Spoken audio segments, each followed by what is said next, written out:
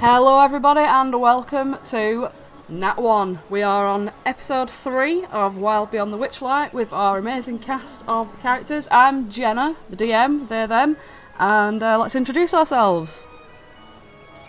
Hi, I'm Sasha, she, her, and I'm playing Aelar, who is a moon elf, Bladesinger wizard.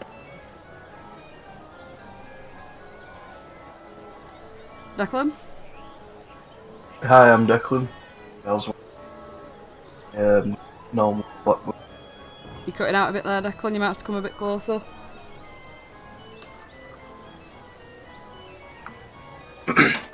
I'm Declan, I play Oswald, and I'm a Gnomeling Clockwork Sorcerer.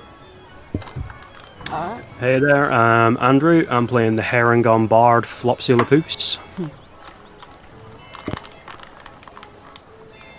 Hi, I'm Lauren, she, her. I play Holland, the Paladin Sorcerer. And I'm Hallie, I play Felix, the Genasi Planeswalker. Alright, okay. So, last we left off, let's have a little look-see here. So, you just heard Palasha being sort of heckled by someone in the crowd. But as obviously Flopsy had heard Winston set up the cupcake eating competition, you went to visit Winston at the Feast and Orchard to see how he's doing. When you got there, you noticed that Thaco, the clown, had taken your shift for the day, and obviously he's quite a miserable old clown. But it seemed to be okay as everyone's attention were on the performers anyway. Speaking of performers, we had an excellent poem from Aelar, so I do highly recommend that you go back on the YouTube video for episode 2 and listen to that, because it's absolutely incredible. And that was a poem for Oswald, Aelar's new best friend. At the end of that performance, Eliwick Tumblestrum actually appeared before that performance and asked if Felix was there yet. And after Aelar's performance, Felix arrived in a spectacular fashion in a canoe bursting out of a portal, just with loads of odds and ends and slugs and like weird lizards falling out all over the place, and a little Modron creature knocking about. And Felix had sort of looked around the carnival and realised where they were and said, "Oh my goodness, my chicken." So they are looking for their missing chicken. Flopsy went over to Winston. They had a go at the cupcake eating competition, and also Mr. Witch has been on the lookout for Skek, who is the little pixie companion of Holland, the Harengon, who has been missing from the snail racing because he's been scarving off with Holland. Let's have a think here. You paid a visit to Declan and found out that she has lost her cub, Star. He's been lost for about 4 months, and Holland and Flopsy, you're aware of that. But Aelar wasn't when she asked if Declan had ever lost a child. Unbeknownst to her, obviously she had, and Declan offered a mirrored ball, which was the cub's favourite toy. The cub's name is Star. You made your way to... Well, is it always the Hall of Illusions straight after that, wasn't it? The Hall of Illusions. And outside the Hall of Illusions is a box with a mannequin inside of it, which is a wizard named Tasha. And on the box it says, Tasha's Hideous Laughter. There were a couple of halflings, obviously out on a date, and the boy halfling got down on one knee. And as soon as he got down on one knee, his girl started laughing and rolling around on the floor. So embarrassed, he ran away into the Hall of Illusions.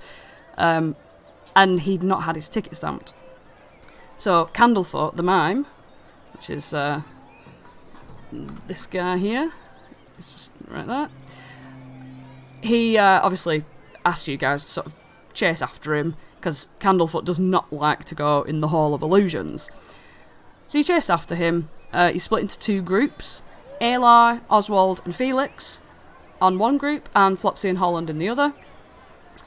Aelar, Oswald, and Felix ended up finding the halfling, who was getting beckoned to a mirror by that pig-masked girl, who was actually inside the mirror itself, beckoning this halfling towards. But you managed to stop him from following her. You snapped him out of it, and Aelar reassured him that his girlfriend was probably just laughing because of the spell, Hideous Laughter. So that reassured him, and he got out safely. Not before Holland and Flopsy experienced a little bit of terror as they got a bit lost, and Holland experienced a reflection of himself, a year older than he is, chase him and sort of like knock him out in the mirrored corridors.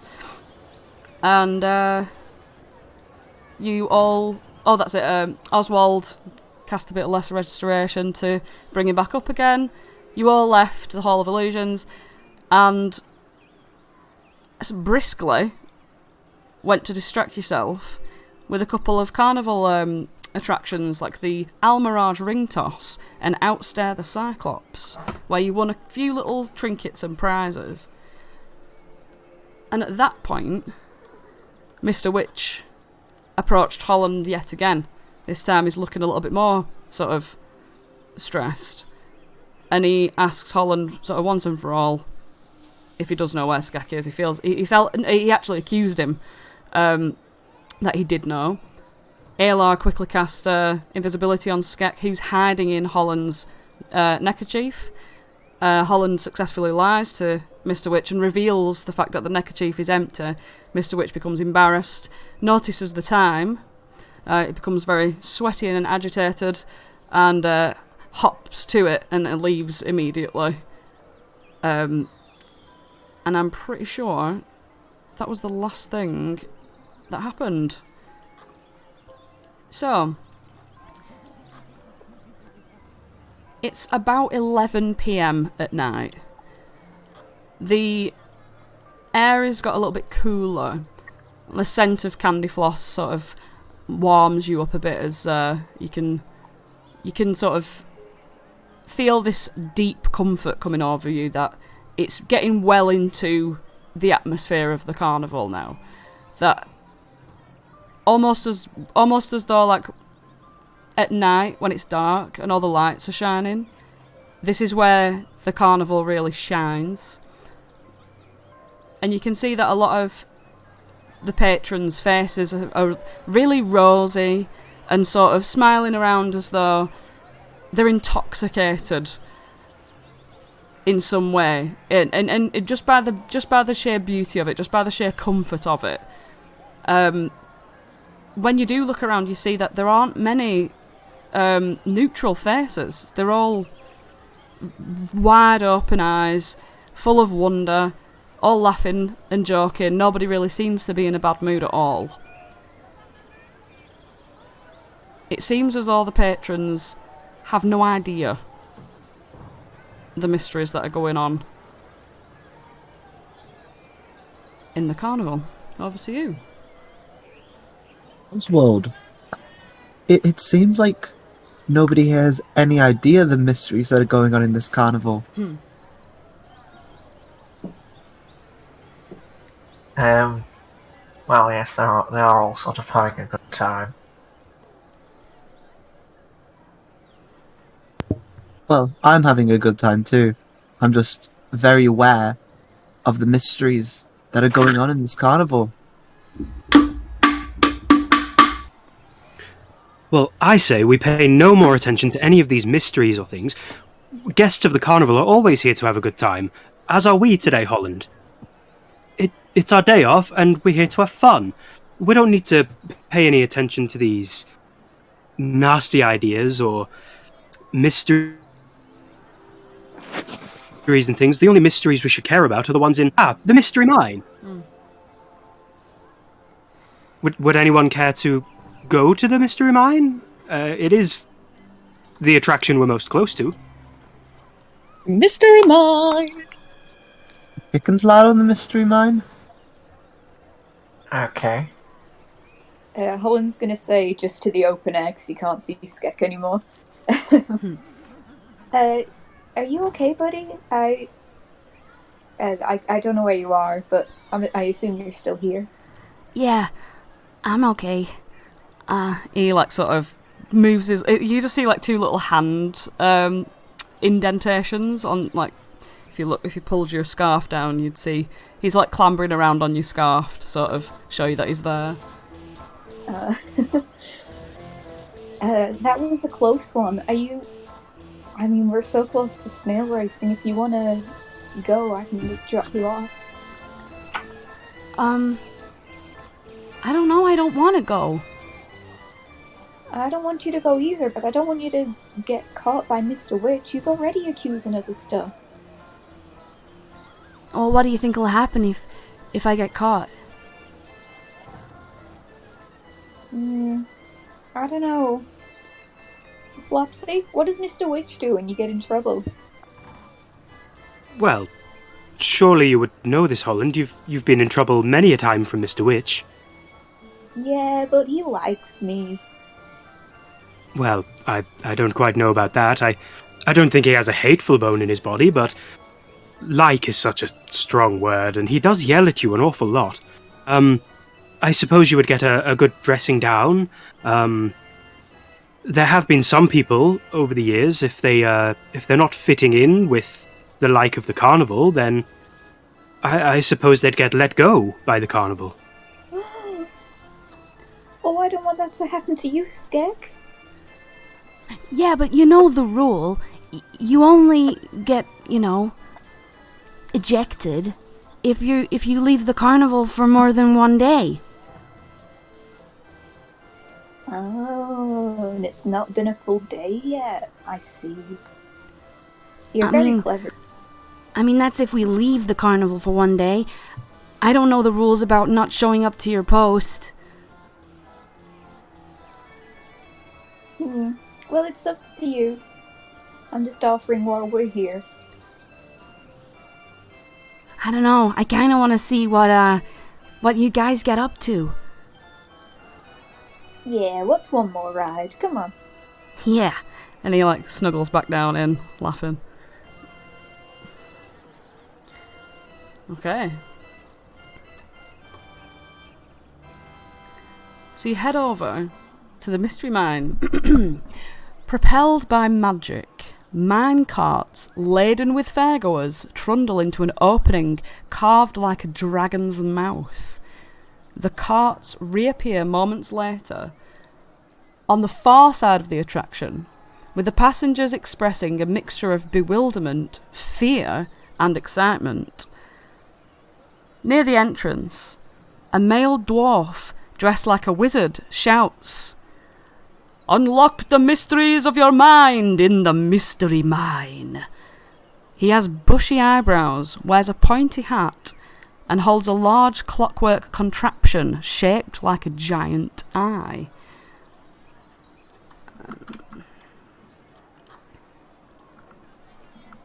Now, everybody.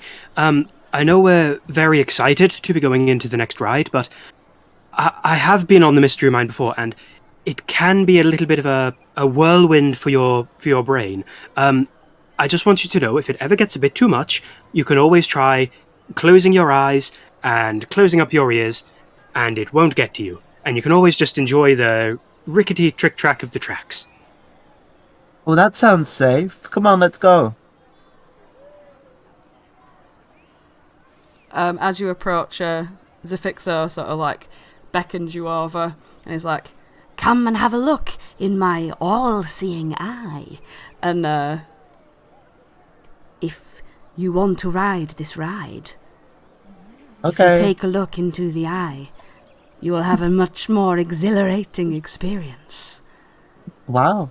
Okay. Aelar, sort of crouches to his level and opens her eyes very wide. He sort of holds the contraption towards you. "Ticket, please." And he holds the ticket out. He holds his ticket punch out to stamp your ticket. Yep. I get my ticket punched. Alright, okay. Who is going to look into the all-seeing eye before they ride the mystery mine? I will. Oswald will. Alright. Aelar, Oswald. Flopsy is going to go in the queue last, and he's going to see everybody else being brave and staring into the eye. So when Flopsy goes up to the eye, he kind of covers one eye with his floppy ear and kind of squints into it, and then sucks up the courage and then looks into the eye just before getting his ticket stamped. Now, Flopsy, are you sure? It has been a while since I've been in here. I can't quite remember everything that happens. Maybe it'll be quite exhilarating, as you say. Well, you know it can give you nightmares. I've grown up a lot since then, and my friends are being brave. I think I can handle it. I'll give it a go. And he kind of shies one eye away, but keeps one eye fixed on it. You are an admirable rabbit. He's very gleeful at this. So we've got Aelar, Oswald, Holland, Flopsy. Felix, are you looking into the eye? Felix not only looks into the eye, but he blows a kiss to the eye. Aww. Nice. Okay. Thank you. Is this ride chicken friendly? Your chicken may board if you can hold on to it. He's got this big toothy smile as he looks at you all quite knowing, like he knows what goes down in the mystery mine, and he's very gleefully excited to see your reactions to it as you emerge out of the other side of the tunnel.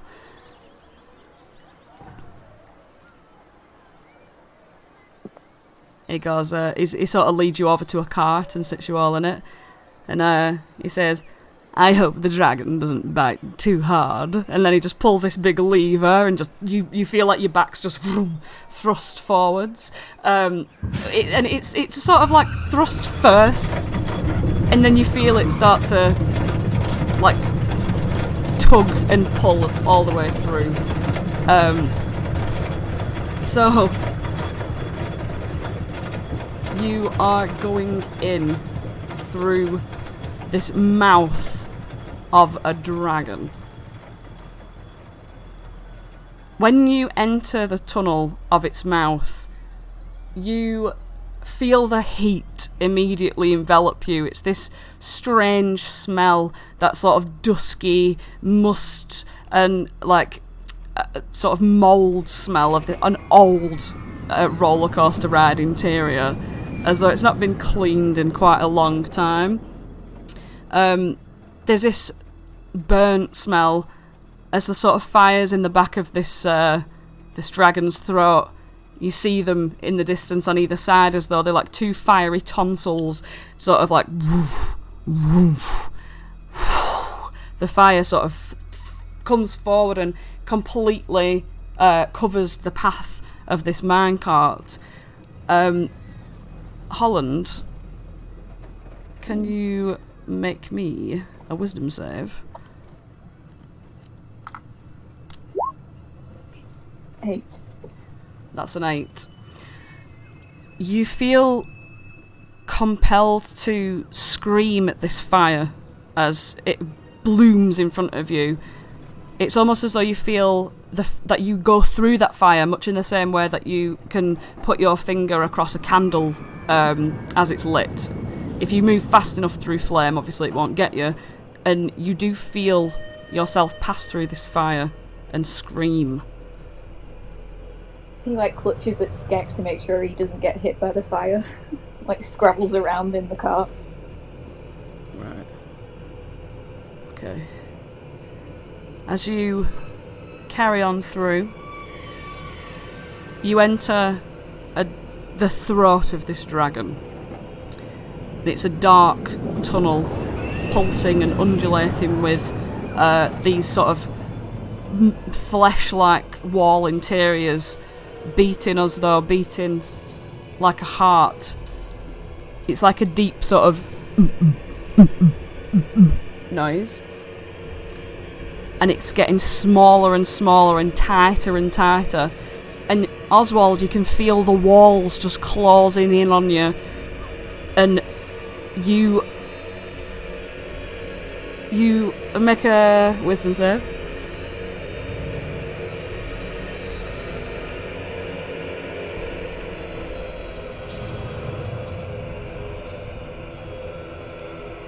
Oswald? On it. Wisdom save.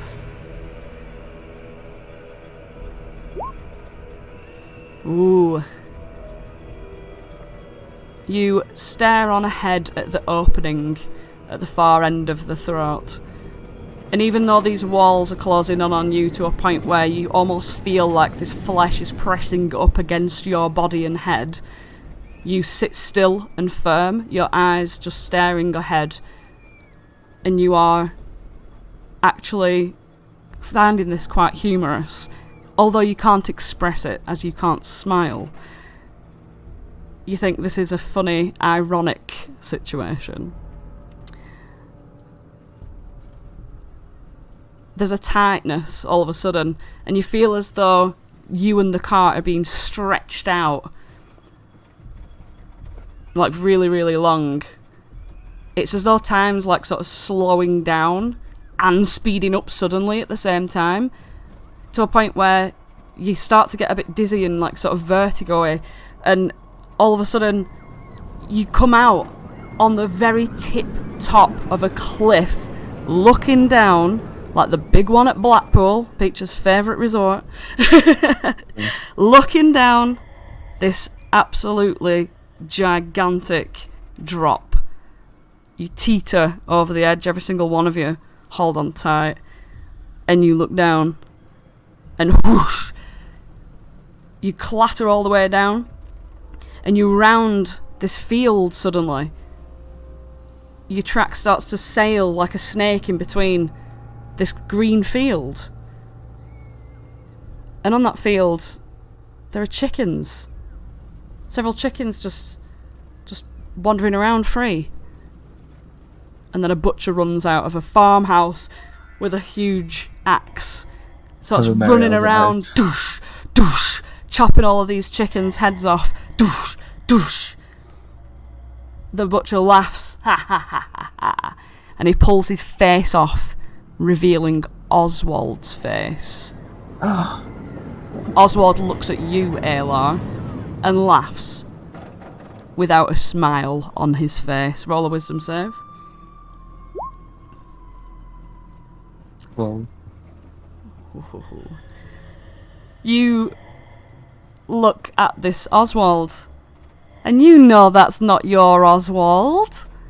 You look at Oswald himself sat next to you, who's just finding this all quite amusing, and you are in on this joke. You do not believe that horrible vision could be anywhere near your friend Oswald.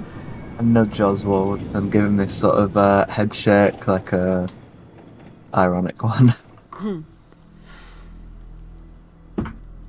You finish off in the field, and you start to enter a gnarled sort of purple, dark, shadowy forest. And the tree branches hang really low, like long, spindly fingers poking out, trying to like grasp at your hair and pull at your whiskers and, you know, caress your sexy bald head. And they sort of tickle you and tease at you. And you hear, everyone? Everyone, where are you? It's Flopsy's voice. I've been looking for you now for a couple of minutes. I hope hide and seek is we're still playing it at least. And you hear his voice lost in this forest.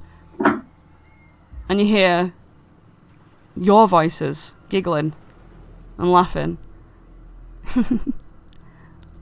Yeah, let's not tell him, says Holland. I never liked him anyway, says Oswald. Yeah, he wasn't in our destiny.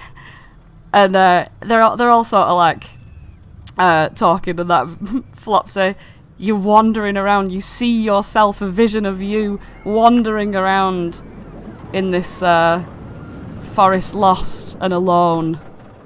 And every time you try and turn a corner, you turn back on yourself and walk in circles. Make a wisdom save. This spikes a jolt of fear into your heart, and you can't help but release a burst of a scream out of your mouth.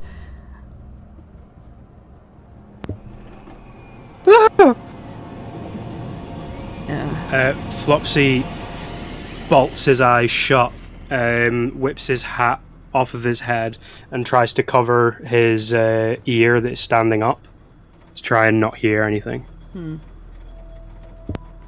You pass through the mysterious forest, and you see another hill. It cranks you all the way up to the top. And as soon as you reach its zenith, you look down and there's a loop-de-loop. The loop-de-loop heads through a cave, and you all think, we're homeward bound. Until, at the very peak of that, of the hill, you're ready to lose yourself in this drop. And all of a sudden, a ghostly presence hovers around your heads. Give it to me, Felix. Give it to me. And it reaches out with its ghostly hands, long, slender fingers, dipping through your chest into where your heart would be, and clasping its cold, almost watery hands around, and you feel this electric buzz.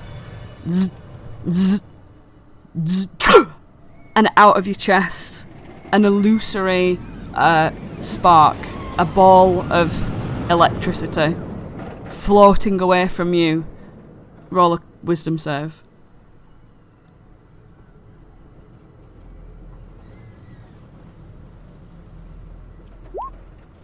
$22. You pass your hand through it before you're about to drop, and you pat your own chest, and you know your soul is safe, and you think, as if. You laugh in this ghost's face, and then you thrust downwards, whoosh, clattering, clattering, clattering. You come to the cave sort of like engulfs you straight away, like, and then woof, you emerge. And your cart comes clattering all the way around up to the station. And Zafixo is standing there with his arms crossed, his cheeky little smile on his face, and he goes, looks like it's got you, Holland, and you, Flopsy. You said you wouldn't dare, and now you're going to have nightmares. Flopsy opens his eyes once again and stops humming to himself all of a sudden. Yes, quite right. We're finished now. Yes, I thought I could do it, but one day I'll be able to go through this thing without having to clean up after myself again. And he picks a napkin out from his waistcoat pocket and picks up a Nesquik-sized rabbit dropping from inside the car and puts it in a nearby bin.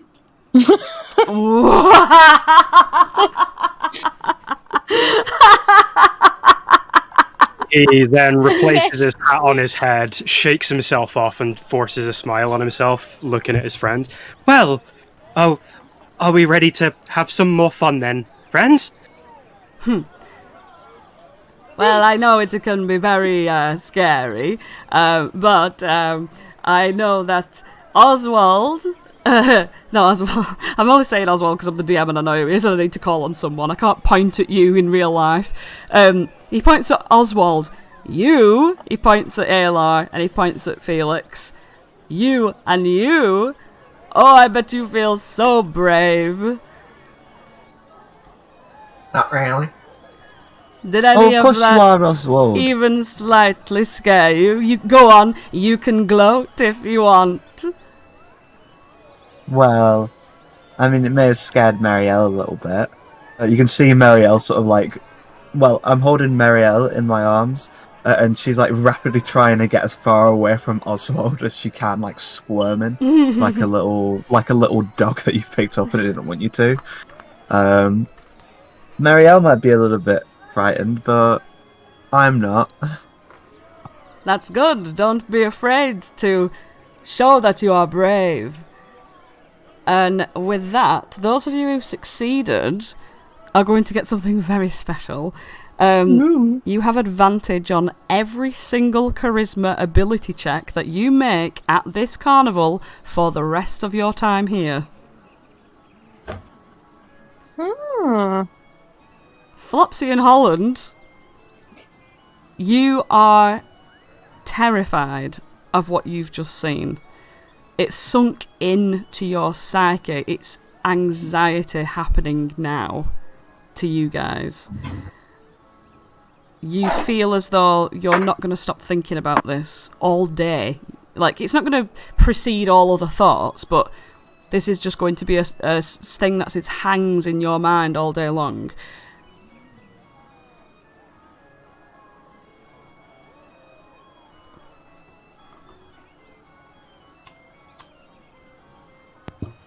They are visibly shaken. Like, you can see them both trembling a little. Are you okay, Holland and Flopsy? Yeah, I didn't know there'd be. Well, I wasn't expecting. It sure was a mystery. Well, it certainly was a bit of fun, yes. He says this while visibly shaking. I would like to get quite far away from the mystery mine now, though. Perchance, does anyone want to go to somewhere on the exact other side of the carnival? Maybe the dragonfly rides. Well, you get a really good view from those. Well, I know that you might be a little bit scared, so if either of you needs to hold Marielle, she's got a very calming presence, and she's so relaxed. Marielle's still squirming. Oh, I'm not scared, but thank you. And then Holland links arms with Flopsy and is trying to speed walk away. No. I think I might be able to help Marielle. Yes, not the other way around. She does look a little bit distressed as well. But pass her over here. And still linking arms with Holland with one arm, he takes his top hat with the other one, puts it over Marielle, and then puts Marielle on his head with the top hat covering her. I'm sure she's so much more relaxed now. Well, sometimes I don't really know chickens that well, but sensory overload can be a bit of a thing, and the carnival is very loud and colourful, so maybe she'll just have a bit of rest in here. We might even find that she's sleeping in 5 minutes. Probably. Did any of those chickens look familiar to you, Felix? I hope not. Not at the minute, no. I'm really quite annoyed about this, but I will find him somewhere. Somehow. Someday. That's good. Well then.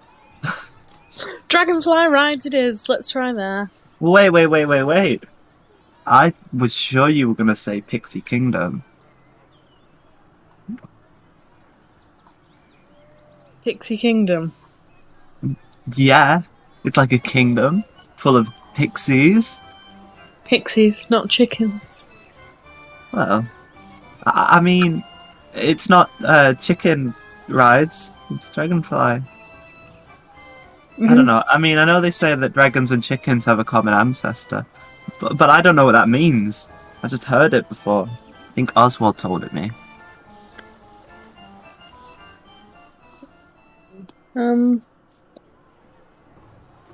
I mean, it's a good cover for Skek. I'm in. Yes, I suppose we'll do whatever. We can go to the dragonflies next. Okay. I mean, the Pixie Kingdom's just over here. Come on, guys. Come on, Marielle in Flopsy's hat. Yes, very good. We'll go to the Pixie Kingdom then. And as Aelar walks in front of Flopsy, Flopsy walks uncomfortably close behind Aelar, so as like not to lose anyone in the group. All anyone else can see is Flopsy's hat just rattling around. Aelar, Yeah? this is very calming and comfortable, but could you tell Marielle to stop pecking my ear? Oh, yeah. Marielle, stop pecking my ear. And Marielle just, seems to curl up in a ball. And you can sort of hear her coming from your hat now. Marielle is loudly snoring. Well, I can't believe that worked. Thank you, friend. Pats you on the shoulder and just carries on bouncing along. Okay. So, a copse of oak trees shelters a miniaturized fairground. At its heart, a hamster runs inside a tiny Ferris wheel, encircled by minuscule wagons and candy stalls. A pixie sits cross-legged in the hollow of the tree at the entrance to this realm. He's got sort of bright green, sort of spiky hair. He's wearing a green leafy, sort of tunic, little brown sort of leggings and brown boots. And he's sort of sitting there with his hand on his chin and his elbow on his knee, as he wiggles his feet, waiting for anyone to come along. And as soon as he spots Aelar, your face is the first one he sees. He looks up at you and he jumps up and sort of stands with his hands on his hips and his legs apart, and he flies his wings up to your head height, and he says, Well, hello there, I'm Jeremy Plum. Hi, Jeremy Plum. He I'm sticks Aelar. out a hand to shake your hand, and it's a very tiny hand. I put out my pinky finger to shake it. You feel his little hand just grab onto it, and he doesn't have the strength to move your hand up, finger up and down. He just sort of wiggles his own arm. I suppose you've come to see our kingdom. Yeah. Well, it is the best attraction that this carnival has to offer, after You're all. not Felix. It's the best. The best. Well, let's have a look at you all. Line up. Tallest to shortest. He's very nervously flying around you all, trying to lead you all to do this. Yeah, that's right. Felix. You with the blue hair, white hair, stand here. Flopsy. Oh, hi. And Holland as well. Are you joining today? Yeah. Skek's here too. But He is. He's invisible. You don't know that. I shouldn't have said that. But he's here. He looks around and he goes, Well, where is he? We've all been looking for him everywhere. Oh, he's around. Skek? He shouts around, and Skek sort of pops up. The minute invisibility is gone, you know what I mean? Well, I guess I undo invisibility now. What, can you not? Is it not a minute long? No, I think it's an hour. Oh, it's an An hour. hour. Alright, okay, sorry. Excuse me. I thought it were a minute. I don't know why I thought that. No. Okay, right, okay. So he's just sort of looking around, and Skek does just stay quiet in your neckerchief. If he's here, can you tell him to at least say hello? Oh, I'm just saying things. Oh, me, buttermouth, how's Biscuit? Biscuit's fine. Roll a deception.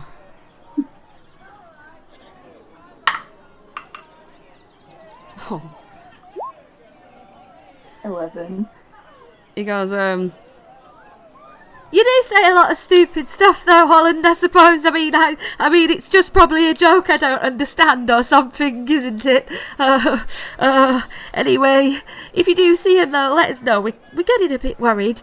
And he says, anyway, so, you and your guests, you know what to do. If you want to come in the Pixie Kingdom, then you need to have a pixie name.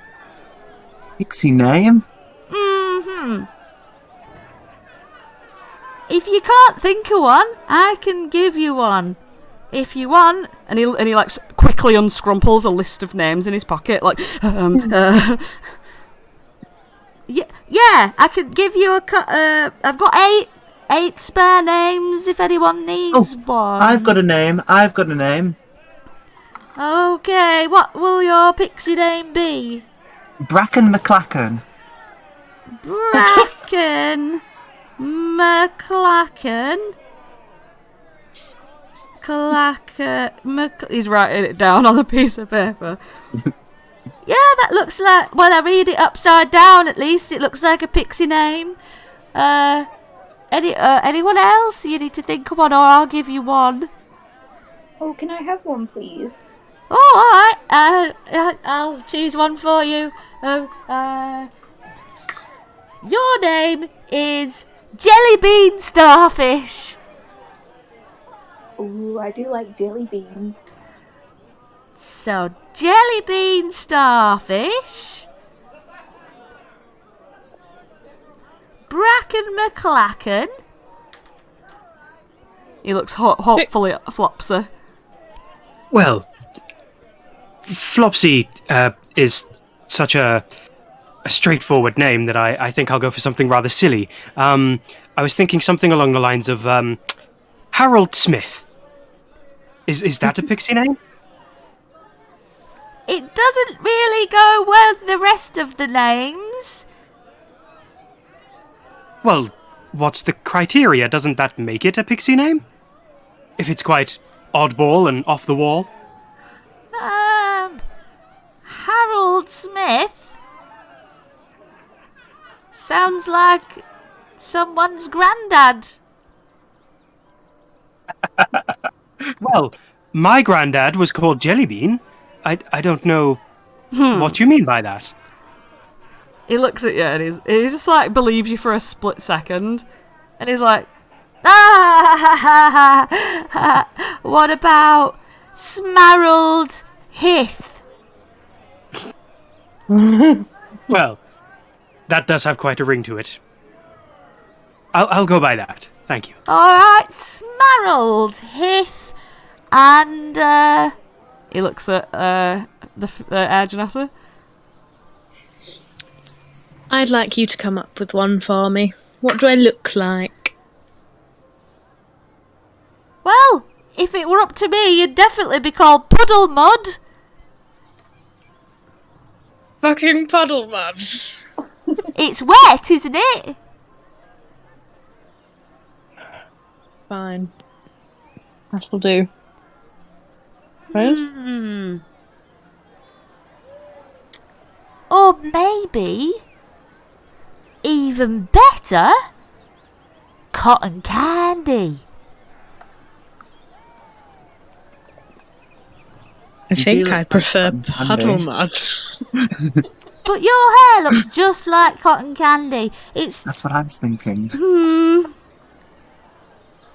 Which one?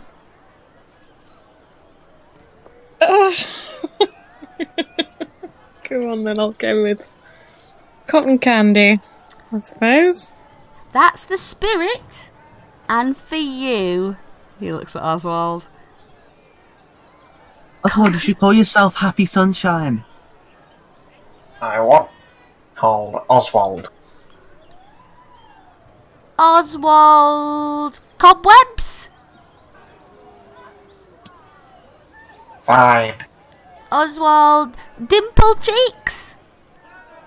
Oh, he does have dimples. Cheeks. My name is Oswald. I've always been called Oswald. I do not want to be referred to as somebody else.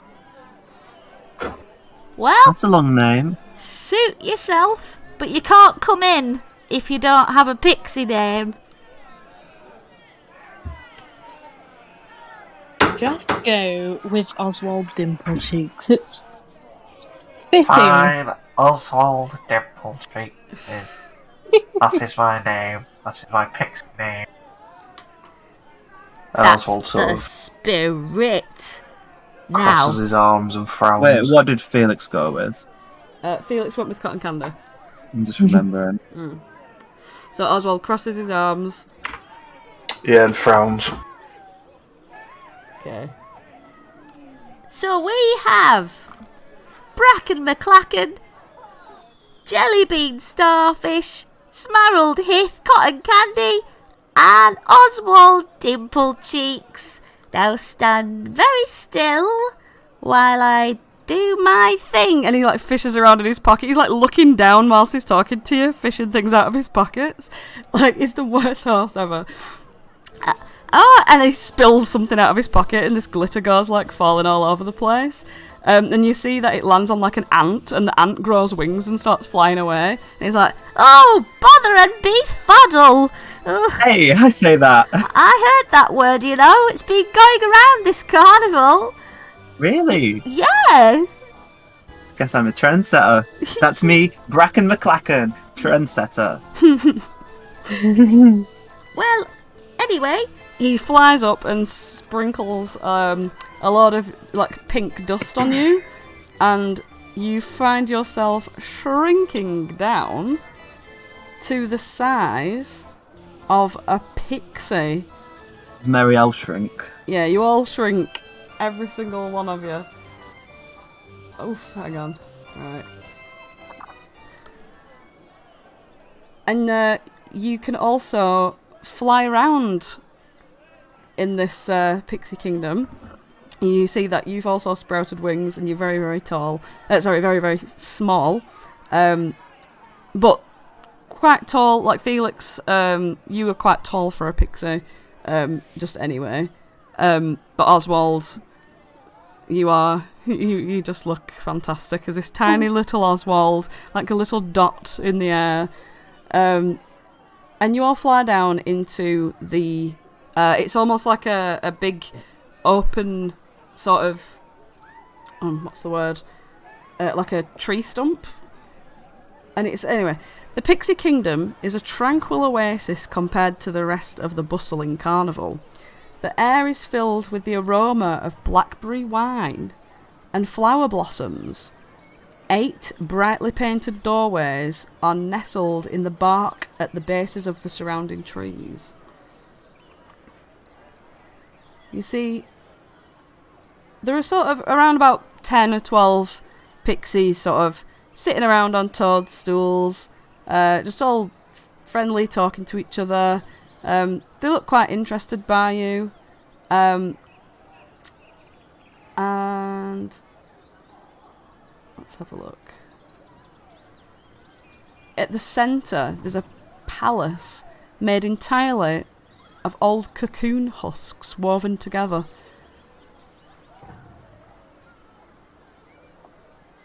You look around, you see the Ferris wheel there, which is a hamster wheel, and inside, running in it, is Biscuit the hamster.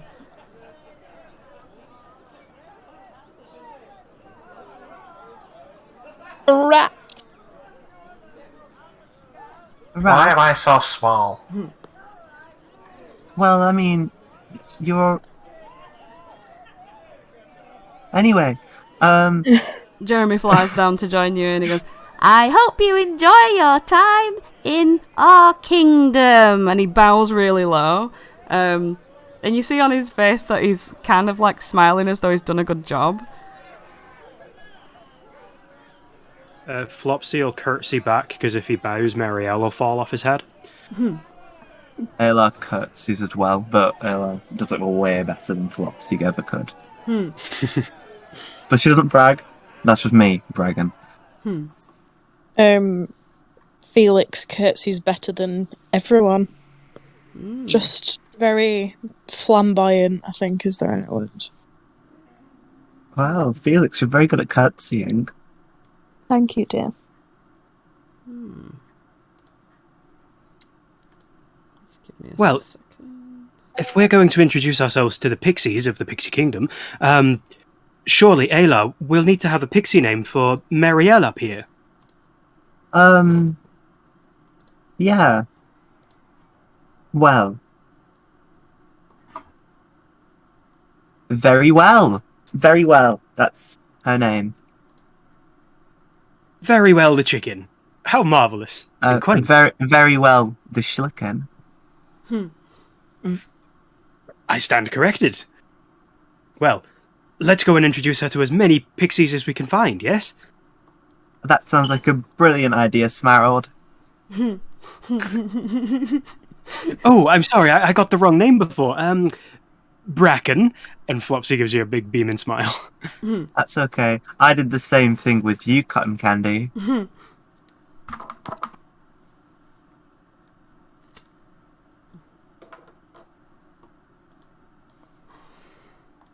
Does Felix just not recognise their own pixie name? Sorry, no, it totally cut out then. I didn't even... I said, I did the same thing, Cotton Candy. It cut out before that. No, said the wrong names. Oh. Well, Jellybean Starfish, Smarald Hith, Cotton Candy, Oswald Dimple Cheeks, let's have... Oh, and very well. Let's have a look around. Very well. Okay. So yeah, you're looking around and it's all this... It's all... Oh, let's have a look. Wait, is Skek even smaller than before? Oh my goodness. Oh my goodness. Oh my goodness, I forgot about Skek. Okay. Okay, right.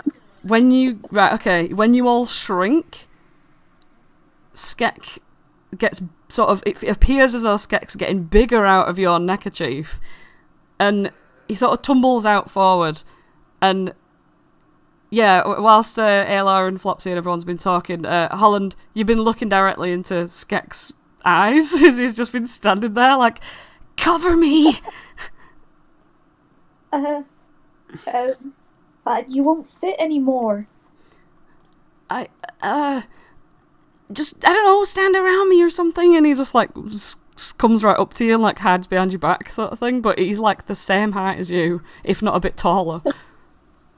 Do we all see that? Puts his arms backwards to pretend like he's like as if he's a bigger shield that way. Do we all see this? Yeah, everyone sees this. It's yeah. Wait, I've got an idea for a disguise. Okay. Okay, so Jeremy take Plum. Felix's eye patch, Oswald's glasses, Flopsy's hat, and I'll hold Marielle. Jeremy Plum lifts his head up after his bow, and he looks up, and he goes, Wait a minute! When did you get here? Skek's peeking around from behind Holland, and he's like, Did you get here?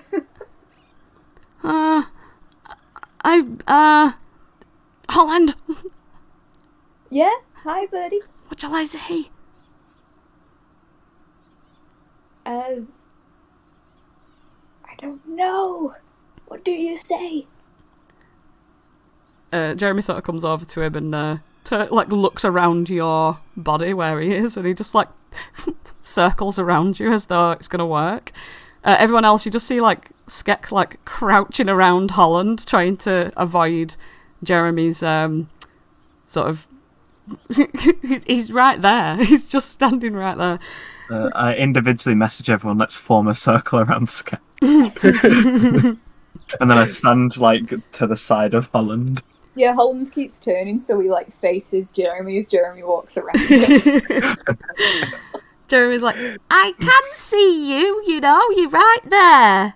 And Skek's like, we didn't think this through, did we? She casts a message to Holland. I think I have an idea, but it's very risky. Do you really trust Skek? Of course. Oh, you may have really gotten us into some trouble here, Holland. He casts Phantasmal Force on Jeremy. okay. Flash that up. I'm flashing that. I can create a phantasmal creature, so I'm going to create a phantasmal skek who's going to take Jeremy Plum's arm and say, "Here I am, let's go!" and then take Jeremy away from the real skek. Oh, wow. Okay, obviously only Jeremy can see this, right?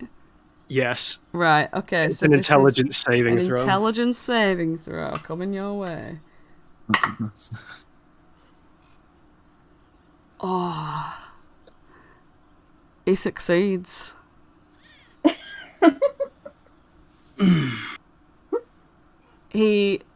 What happens if he fails? It just doesn't happen? He just knows that the phantasm is an illusion. Oh. He doesn't know who cast it, though. Okay, right. So this illusory skek appears beside skek, is it? No, he just kind of wanders from out underneath Holland's arm and like grabs onto Jeremy's arm and tries to lead him like skipping away. As soon as he grabs onto Jeremy's arm, Jeremy does clench onto this illusory skek, and he goes, Hey, you know what? This is a good idea, isn't it, actually? Because, Skek, if you want to stay here... Skek, I can see you. You don't have to... Skek, you don't have to hide any... It's fine. If you want to stay and play here, we can all play hide and seek, and then this Skek can go and work at the snail racing. How long does that last for? A minute? Yeah, 1 minute, and only he can see him. There's no one else knows there's another skek there. No, literally. It's just standing there like I'm a little teapot with one arm out. Like. Wait, Jeremy can see the illusion, but I'm pretty sure he's aware that it's illusion, by the way. Yeah, that's what I mean. Like, he knows that it's a decoy skek. To him, it's a good idea. Yeah. Well, that does seem like a good idea. We know he's safe. He can stay and play with us for a bit, and then we'll make a plan.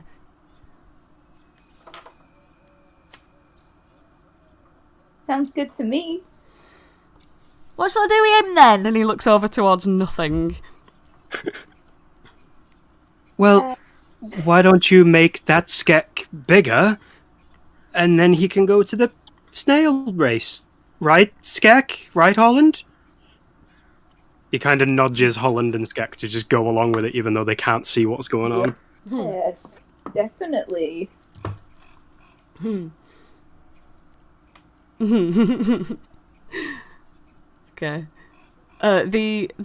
skek, the decoy skek just vanishes. And and Jeremy goes, well, he must have gone invisible and headed off over to the snail racing, so that's sorted. And he goes, right, time for a bit of hide and seek. What do you think?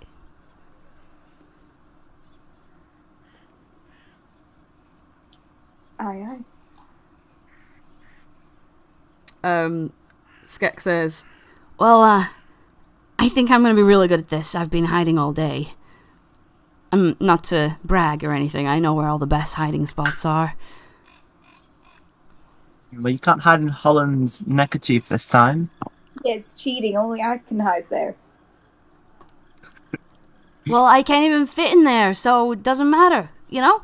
And anyway, it's not as good as, well, I don't know, as the flower bed. Hey, Holland, me and you can both hide in there. And, it's roll actually perception to hear that. It's actually big enough for 3. Oh. Well, Interesting. we'll have to tell the flowers to not give us away, though. whilst they're whispering, Jeremy sort of shouts over at the other pixies, and he goes, "Who's going to be the seeker?"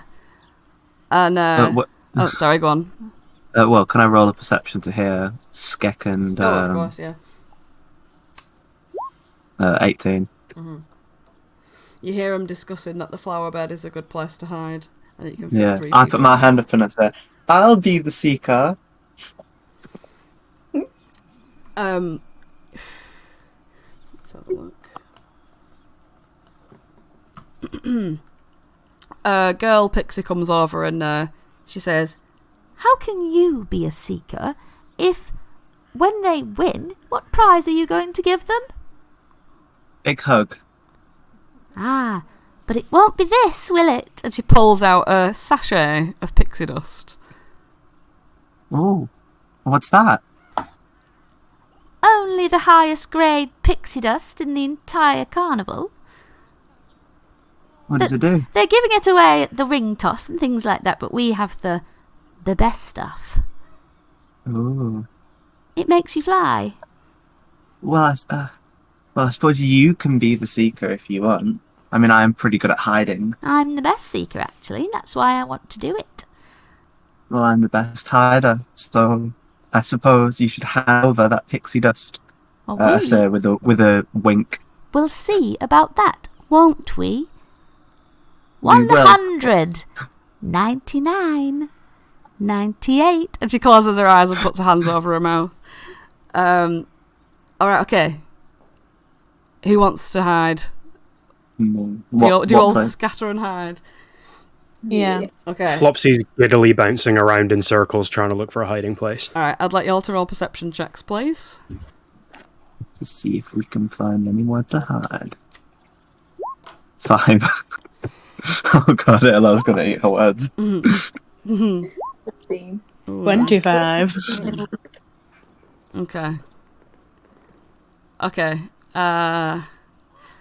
Okay. Felix, you look around and you spot immediately. Biscuit's wheel looks like a good place to hide because there's 8 carriages on that. Next to the rat. You also do notice the flower bed itself over on the opposite side. And you do sort of see them all, like, the flowers, like, the heads are moving side to side, sort of, like, indicating that they might all be, like, gossiping with each other. And then you look around even more, and you see that up in a little tree top, but the tree itself is very, very small, twig, really. You see a little nest. The tree extends out, and it grows into a big, life-size tree, and on that tree you see a heron's nest. And there is a heron sort of perched on top of that, and that overlooks the Pixie Kingdom. So it's a normal-sized heron. And that's all of the hiding spots that you see and think are viable.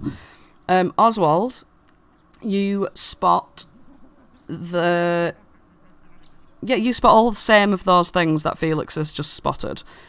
Biscuit's wheel, the flower bed, and the heron's nest. Holland, you are inclined to go to the flower bed with Skek, but you may choose between that and the heron's nest. You don't notice Biscuit's wheel. You don't really think about it because, you know, it feels as though it's too loud and crickety. And Aelar, you want to be a bit different, and as everyone starts to like sort of move their way towards the chosen thing, you look around. And what sort of thing would you be drawn towards? There's like sort of trees. There's little cottages. There's like a well. A few like toadstools knocking about. Well, if I hide behind one of the fairy lights, surely I can't be seen there. Nobody looks at the fairy lights. Okay, so you head your way over to one of the fairy lights. That's like now it's like quite a large bulb, whereas before it used to be a tiny little blinking one. And you stand yourself behind this flashing bulb.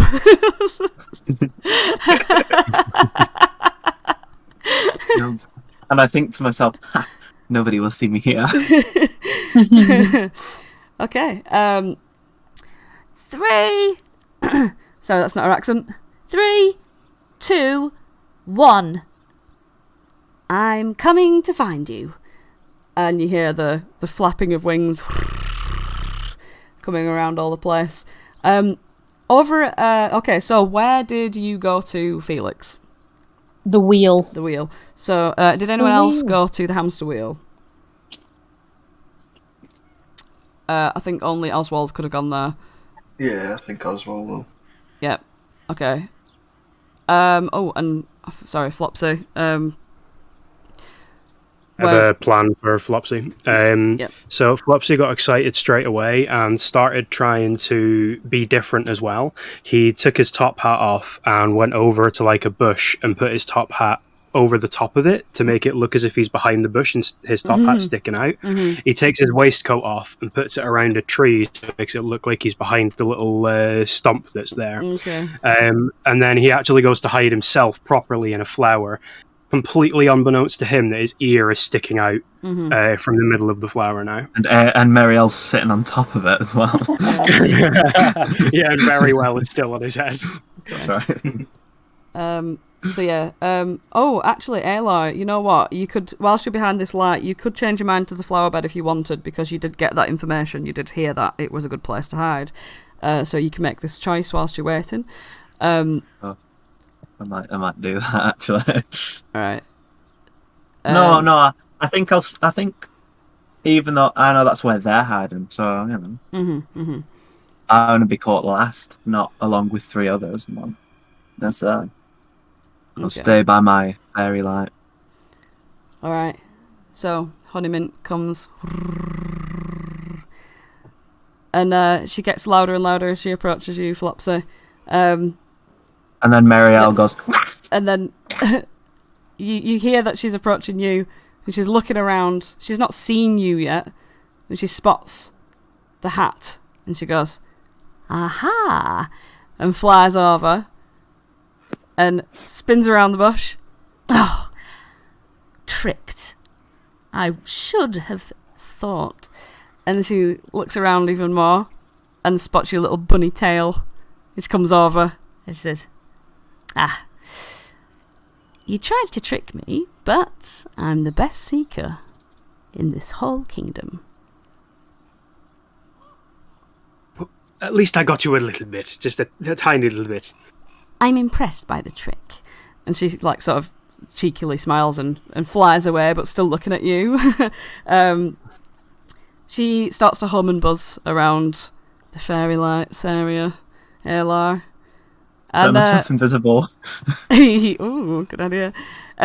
She approaches this blinking light, and when it's blinking, like her eyes are sort of like, whoa, it's a bit bright. And then when it stops blinking, she can see like a figure behind it. And as she comes flying over, she peeks around, and you're not there. She gives a side-eye glance and flies away. So Felix, where did you go? To Biscuit's Wheel, and Skek and Holland are in the flower bed, so no one's in the Heron's Nest? Oswald, where did you go?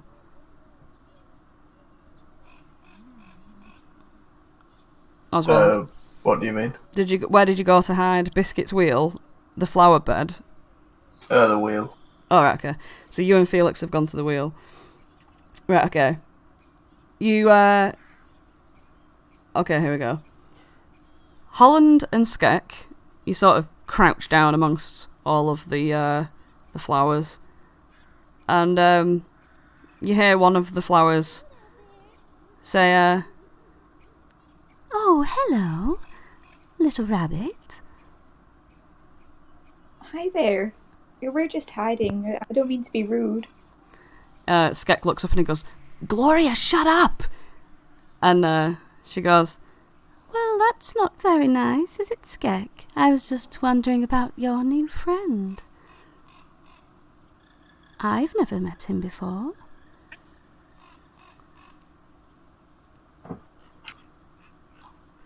Oh, well, I've worked here a while, but I'm not usually this small. I'm a very new flower as well, and I'm so excited. Because I've found with my growing, I have the silkiest petals of all. Oh, wow, well done. Congratulations. "Don't I, Violet?"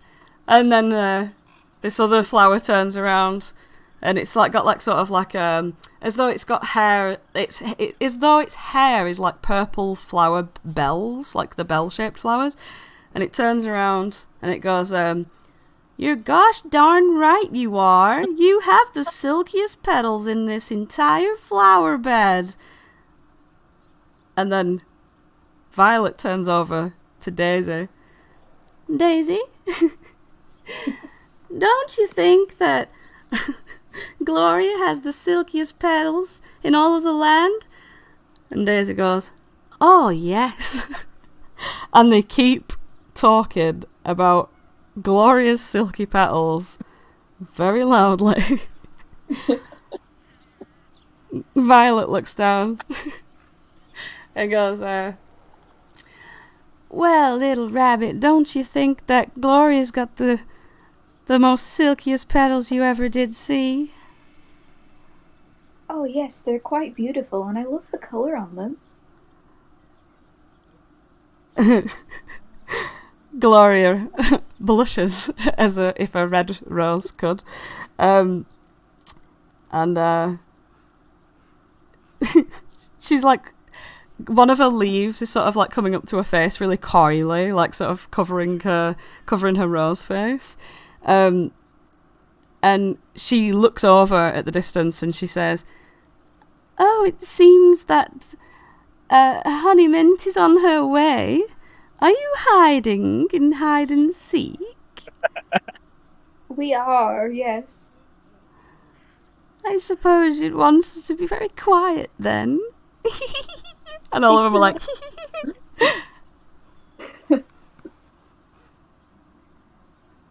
Skek's like, "Will you shut up?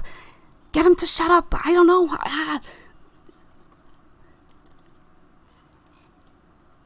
He like flies up and his head pops out of the flower bed. And he's like trying to meet Gloria at her eye level. And he goes, "Listen, we're trying to win, okay?" And she's being coy with him. Would you like to do anything, Holland? Yeah, I'm gonna pull him back down so his head's not sticking out. He just sucks back down into the flower bed. Please, if you wouldn't mind, I'd love to come back and chat to you after we won, but it would mean the world if we could win.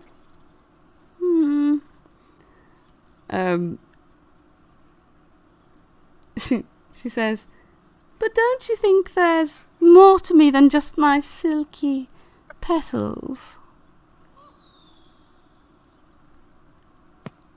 If you help me win, I'll get my friend Flopsy to write you an entire song about how beautiful and wonderful you are.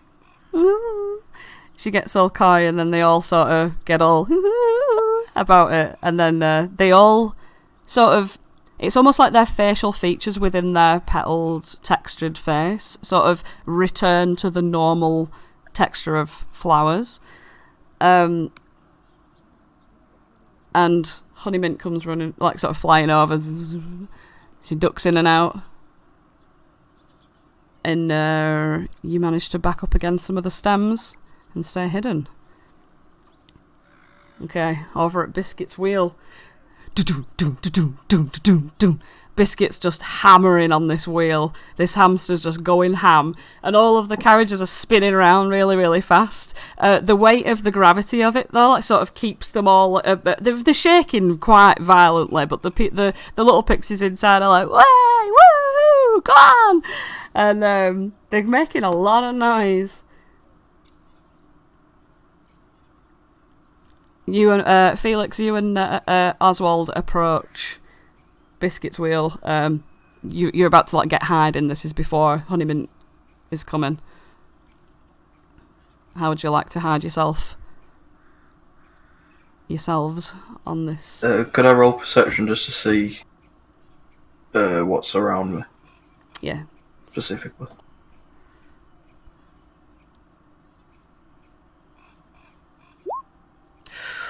Whoops. Ooh.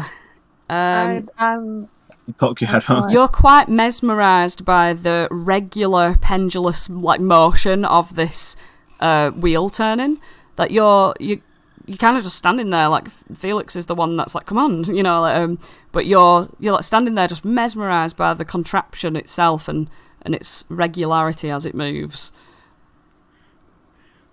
I think I'm just going to do the same and roll perception to see like exactly where I can hide. Okay. So that's 14. Alright. So you notice, you walk over towards the hamster as it's running, and it quite abruptly stops, and the wheel turns it back, and it like flings around the thing a couple of times because it's still moving, and then it stops, and he's like a big sort of ginger hamster. He sits up really alert, looks at you with his teeth poking out, and he goes, yes, you want to ride?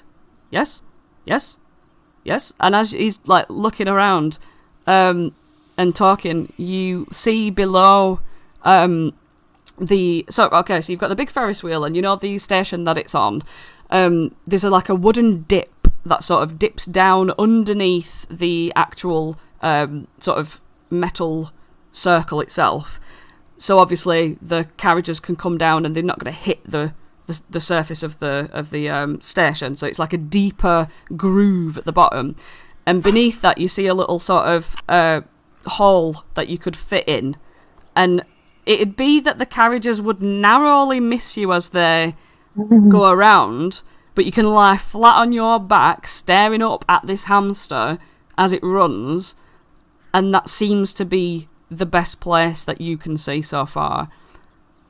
It's quite a large rectangle. You could fit like 3 people in there, but it's just basically where all like the mechanism area and stuff like that, and just the bits and bobs, little tools and things that are kept in like the sort of like an understage, if that makes sense.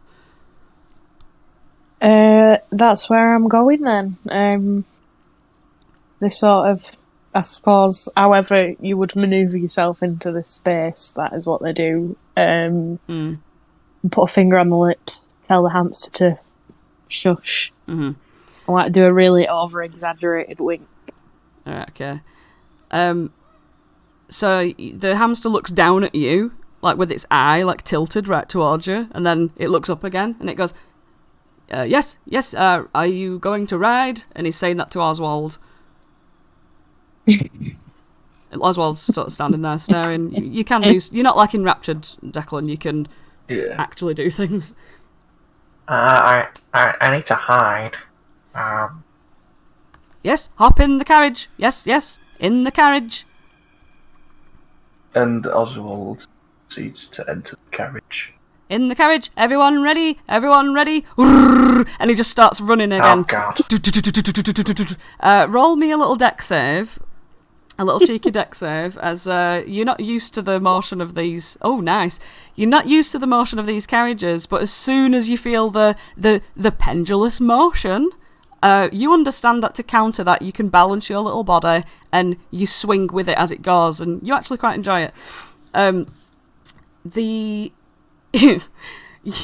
You can see, Felix, from your perspective, just these hamster paws just like grabbing onto these big long sort of slats, like rungs in a ladder, just running really, really fast. You feel like dust falling down onto your face, like in your mouth, as sort of the contraption moves. But you hold still, and Honeymint's wings come fluttering over, and she says, "Can you stop that for just 1 second, please, Biscuit?" Biscuit stops suddenly, and Oswald, you jerk a little. Ooh, oh. Yes, right. And she says, "Oh no, I'm just checking." And she comes looking around all through the windows, and immediately spots you, Oswald. Aha! There you are. She opens up the carriage, because you're a little pixie-sized thing. You can fly out of the carriage even if you're high up on the thing. She just like cracks open the door, and she's like, "Well, best go and join the other losers." And Oswald hangs his head and gets out. And she flies away from Biscuit's wheel. Oh! She looks high, she looks low, she looks left, she looks right. but for the life of her, she just can't find Holland, Skek, and Felix. Bother and befuddle, she says, and stamps a little And foot. Aelar. Oh, and Aelar for being invisible. Oh, yeah, sorry about that. Yeah. Thank you. Bother and befuddle, she says. And the time's run out. You can all come out now, I suppose. I've given up. Aelar uninvisibilizes and zips into the area. Well, it was a race well run, but I guess I am just a great hider. I guess I'll have to concede, she says as she flips like a baggie of pixie dust at you. And she hands them out to the winners, so Holland, Felix. Skek holds on to his and he says, I don't think I'm really going to need this. Anyone want it? And he just sort of holds it out for anyone to take. Well, Oswald will probably want one. Do you need a bag of pixie dust, Oswald?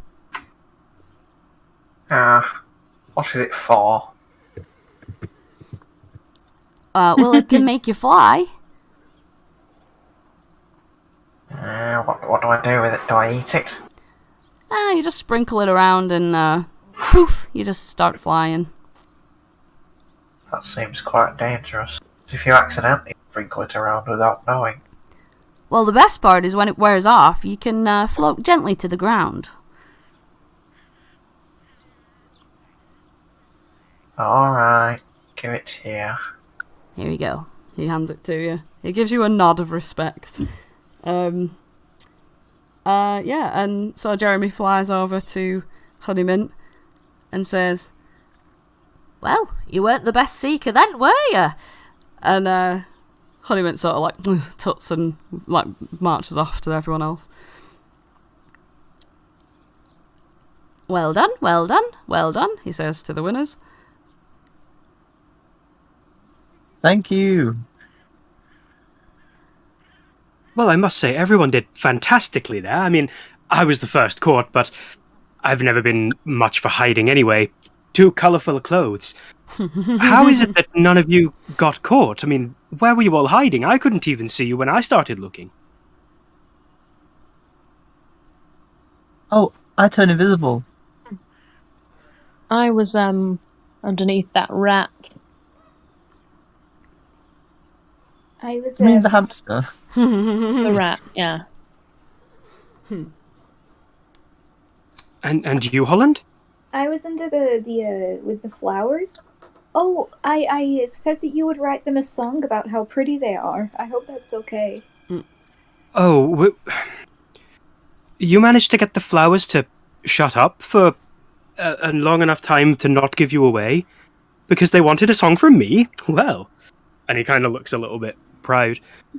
Was it to a specific flower, or...? Yeah, it was to Gloria. She's that red one over there. The rose? Yeah.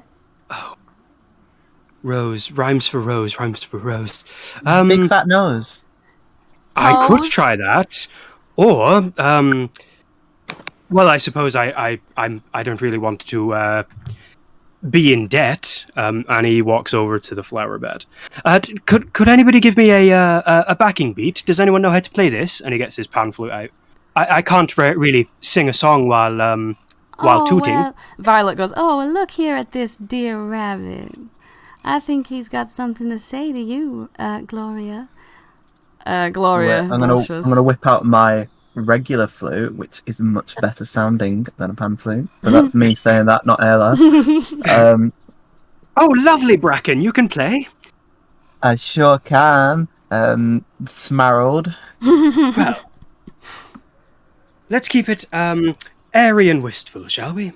Aelar plays an airy and wistful tune. Gloria the rose, oh how I suppose your silky petals are much more shinier than stars, and your luscious green leaves bring shakes to our knees. Oh Gloria, show us Moria, of your breathtaking delight. Such a blooming great sight, your visage victorious. Oh, isn't Gloria glorious? They all are giggling and sort of like holding their little faces with their leaves. She said, Violet's like, well, that was just beautiful. And Gloria's like, oh, do tell it again. He recites it again. And once more. Well, Bracken, are you sure you can keep on tooting the flute? Oh, I can toot my flute all day. Well, encore une fois. Yes, I'm Gloria the Rose. You want me to do the whole thing again? You repeat it for as many times as she deems necessary. And they're all sort of just being really coy and flirting. I really with you. do. They really enjoy glorious. it. Sorry, say that again. I do really enjoy the word glorious in a song. I think I could expand that into an original idea. Gloria, what a fantastic name. Thank you. I'll be sure to tell everyone of your talents, as you've said of mine. Speaking of talents, can I have Marielle back? Marielle? Oh, yeah. Oh, yeah. I think you mean very well the slickin'. Whoops. She was just doing a merry jig on my head while I sang. Here you go. I take Marielle back and say, okay, who wants to hold Marielle now? Oswald? Oswald? I mean, oh, sorry. Oswald Dimple Cheeks. Sorry, it cut out before you said Oswald. Oh, I said, who wants to hold Marielle very well now? I can do. It's not really at the top of my bucket list, but Well, you can put it at the top of your bucket list and then you can check it off. Oswald, you realise as you reach your hand out to hold the chicken that you have to actually put your book in your bag to hold this chicken. Oswald lets out a massive sigh. I have to remove my books from my grasp. Oh, that is your favourite book. Well, I mean, I could put her on your head and you can wear her like hair. Is that meant to be funny? Is that meant to be some sort of joke? A joke? No. I mean, your hair's like the opposite of mine. I don't have a beard, but I have hair, and you don't have hair, but you have a beard. And that's a good thing, because it shows no matter how different we are, we've got one thing in common. We're both holding something right now. Love. Oswald just stares at him for a split second and then proceeds to open his bag and put his books in. Give it here then. I place Marielle in Oswald's hands. Oswald holding Marielle, that's well cute. Alright. Jeremy sort of looks around and he says, Well, do you want to stay for a bit longer, or are you getting ready for the big top extravaganza? The Big Trop Extravaganza? What's that? It's on at midnight. It's, Midnight? Yeah, it's performance. Wow. Midnight? Are you sure you didn't mean midday? No, it's on at midnight.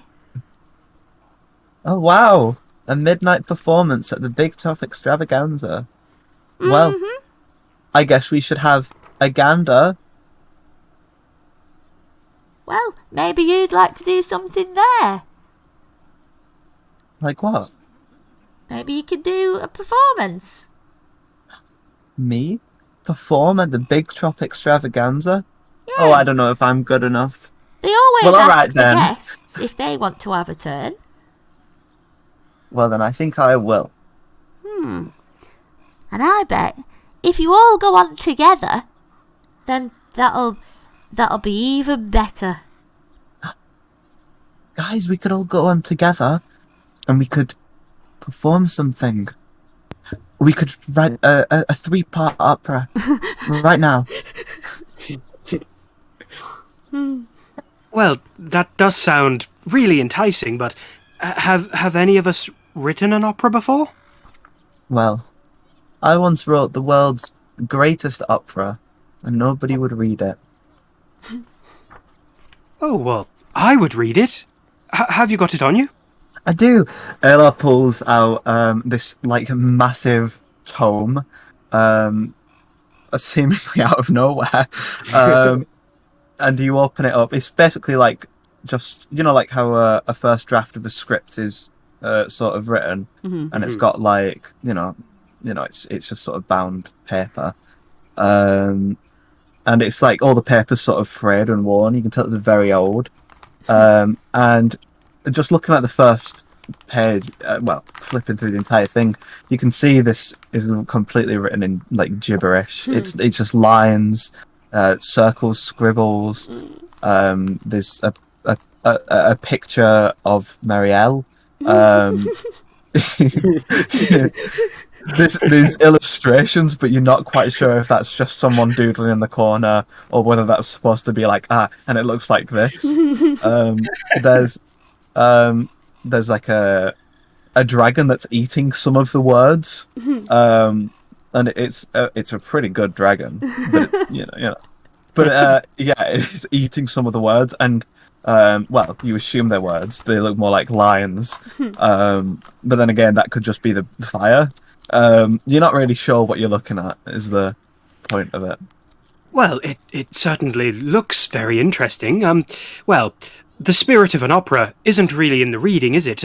Perhaps maybe you could sing it to me one day. That might work a bit more. Oh yeah, I mean, it is 24 hours long. I suppose that might be a little bit too long for the Big Top Extravaganza. Very much worth it as it seems. I think we need a smaller piece to perform there. Well then, what should we do? Come on, let's bash our heads together. Let's form a circle and come up with some ideas. Felix, give me an idea. He starts rooting through his bag looking for something that could aid a performance. And he brings out a rubber ball.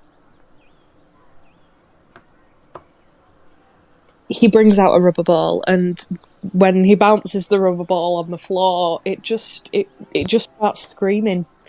That's going, and that's it. That's all comes up with. That's it. Now, how to use that as inspiration? A ball that goes wah wah wah. It's like a metaphor. It's a metaphor for life. Yes, life has its ups and downs, and sometimes you're not sure if you're scared or just excited. That's it. That's a bit bleak. Okay. How about we write a song about love and chickens, and about how much we love chickens? Well, that really does seem to be your thing and Cotton Candy's thing. Do you really think that all of us should go up and sing about chickens, or do you see this as more of a duet? I think that everyone can be passionate about chickens. I think that as well. I mean, you saw how passionate Oswald was when he was, Aelar says, tongue-in-cheek referencing the Mystery Mine. I'm just kidding, Oswald. I know that wasn't you. You'd never do that.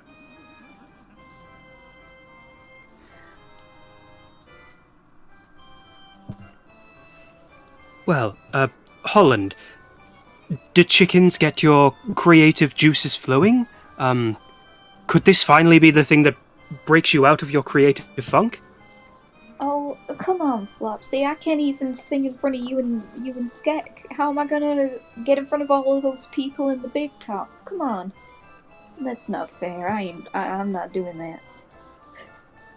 Oh, well, just try to imagine that there's no one in front of you. Yes, that might work. Maybe you're not uncreative at all. Maybe it's just stage fright. Just imagine that the stage isn't a stage. Where are you most peaceful? In the fields outside the carnival. Well, there you have it. When you're on a stage inside the carnival, imagine you're in a field outside of the carnival. And maybe, just maybe then, if you whistle, or sing, or even just tap your foot, maybe you'll find a little bit of rhythm in that. But it's not the same. I can't feel the grass under my feet and the wind. And it's just, it's not the same. And I think me and Skek should sit on the side anyway, because we gotta stay hidden. Well, I do agree that you shouldn't pull Skek up on the stage. I think it would be a big attraction for all the wrong reasons. I think I may be able to help you, though. I wouldn't ever push you on to do it if you didn't want to, but I think I'd be able to help you make it feel like you're free and on the fields while you're up there, if you think that'd help. I don't know. I think I can tell the difference between your freedom and Lyra's freedom. No offense. Well, Who's Lyra? Lyra? Or she's only the best goddess around. Really? Yeah, she's the goddess of joy. She's the reason you smile so much. Oh, I didn't know that. But she still helps you too, even if you can't smile. I didn't mean to be exclusionary.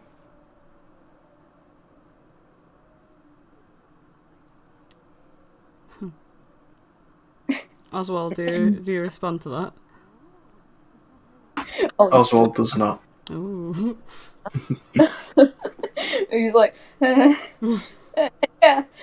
she's really lovely and amazing.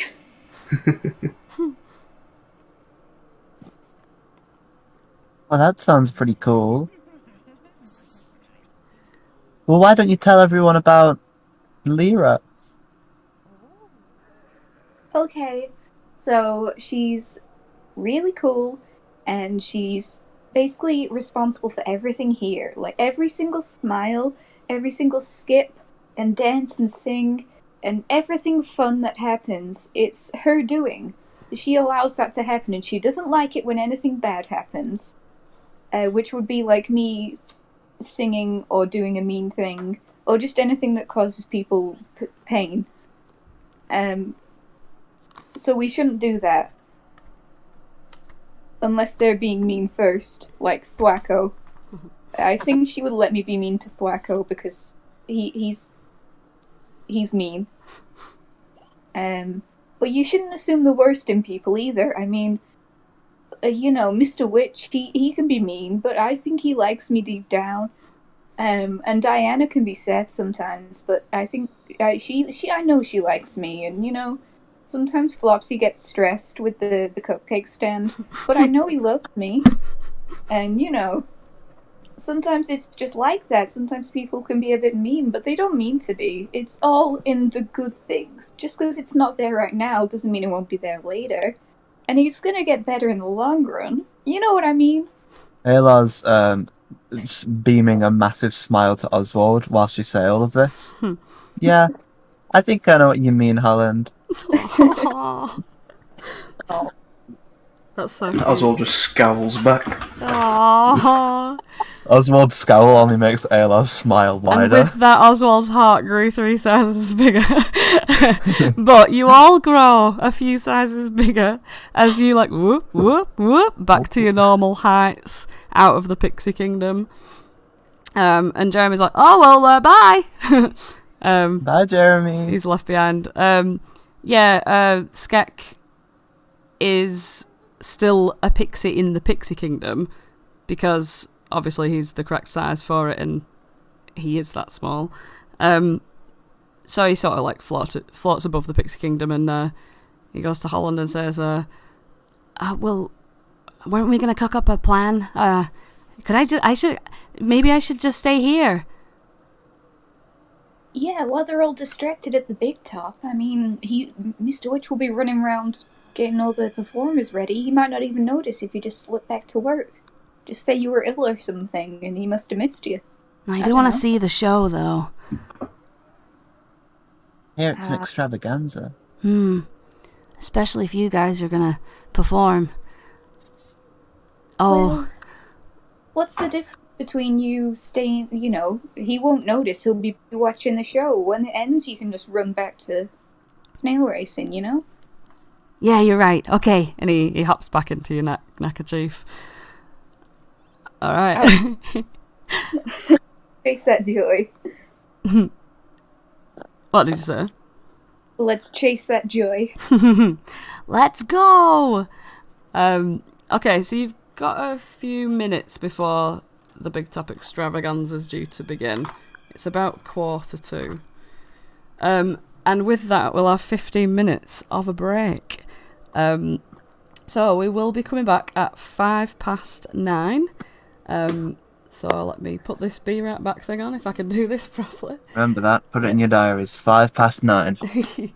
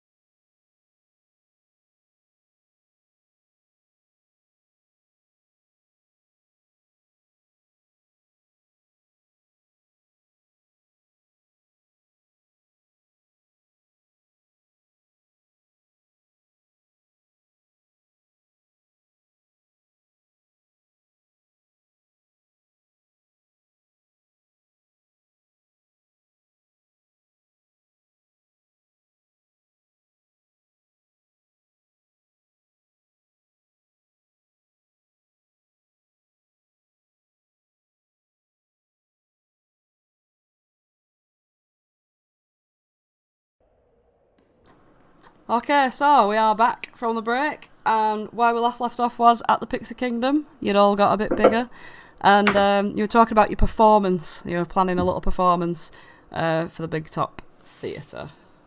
Sorry, the Big Top Extravaganza. Excuse me. Oh.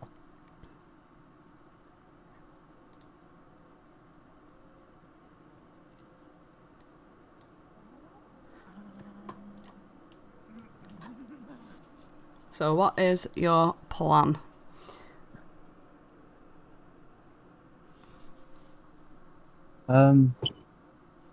Well, Felix, I think it's agreed. That that poem we spent the last 15 minutes writing, I think we should sing that. I agree. Yes, it's quite a good poem. That's that. That's our performance. Do we need to include the screaming ball for a beat, or? I think that'd be a good idea. Oswald, do you think you can bounce the screaming ball whilst Flopsy, can you play that pan flute and Marielle can do a dance? No. Oh, that's right. You can't because you're carrying Marielle. Oh, it's all right. You can put her down and she can dance, and then you can have your hands free so you can bounce the ball. You're pretty. I knew you'd be up for it. Every single second of this carnival, I've just been asked to do things that I don't want to do, and sometimes they've been ended in bad things. Well, you don't have to if you don't want to, but I thought you might want to. I'm not in the spirit of bouncing any balls right now. Oh, I guess it's a very particular mood you have to be in. Well, in And that case... Oswald just scoffs. He did just get caught at hide and seek. Oh, Yeah, the whole carnival hasn't really been working out well for him. bless him. He's been brave on scared, the he's mystery been high man. up. Yeah, we were brave on the mystery man, though. Yeah, it was. Mm. Well, you were brave on the mystery mine, Oswald. And Oswald just rolls his eyes.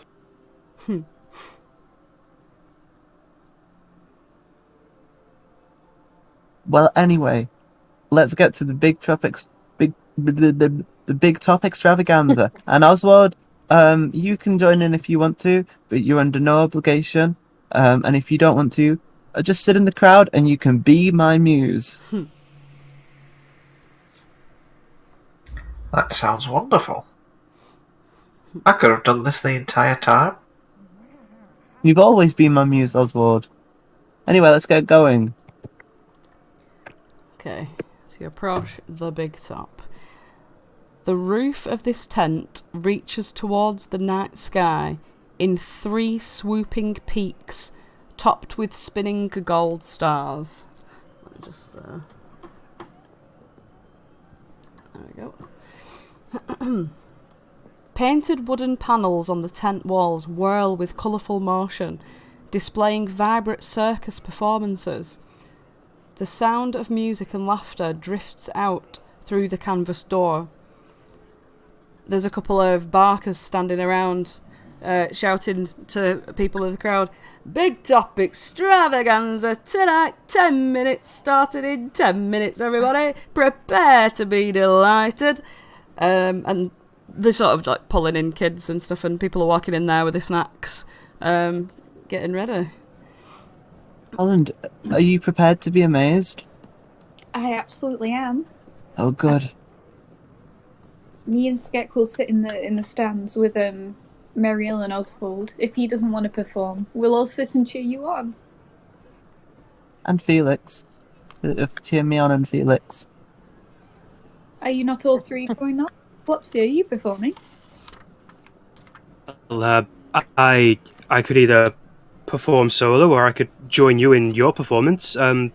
You do want a pan flutist, don't you? I don't want to take my position for granted. Oh, well, of course we do, but if you do want to perform on your own, you're under no obligation. I mean, I could just play the Marielle. You could play the Marielle? Yeah, look. I sort of squeeze Marielle and she lets out a noise like a bagpipe. Oswald holds the chicken further away from his face. A grumpier face than before. Well, I suppose it all depends on whether Marielle wants her time in the spotlight as well. I wouldn't want to deprive Marielle. Marielle, would you like to join us on stage? Marielle jumps out of Oswald's hands, struts around a bit as if she's considering. Taps her foot a few times, looks around, sort of rolls her eyes, and then nods her head. I've just realised, why have I been carrying that chicken? If it can walk. Can we not get like a lead? He's very regal.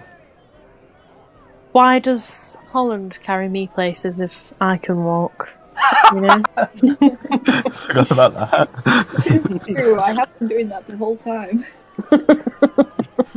I think you're asking the wrong... I should be asking you. Well, there is no answer. I simply don't like walking, and neither does Marielle, so... You know.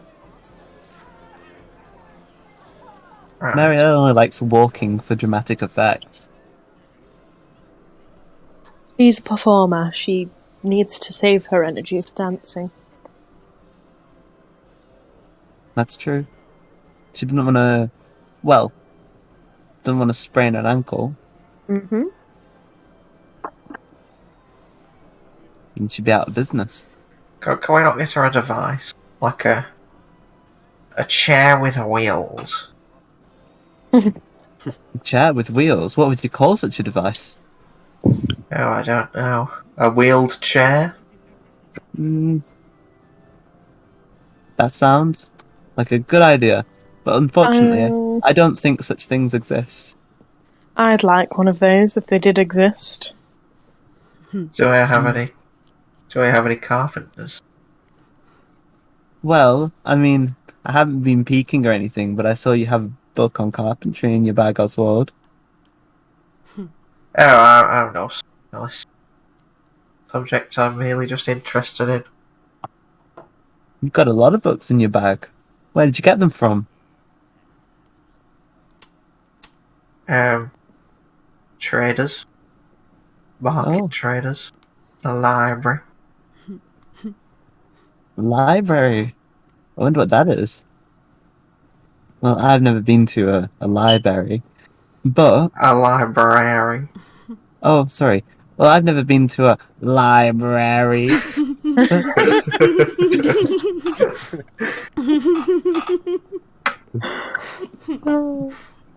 But, anyway, Holland, I have to stretch my arms. You wouldn't mind holding Marielle for a little bit, would you? Oh, of course. Thank you. She's very grateful. Marielle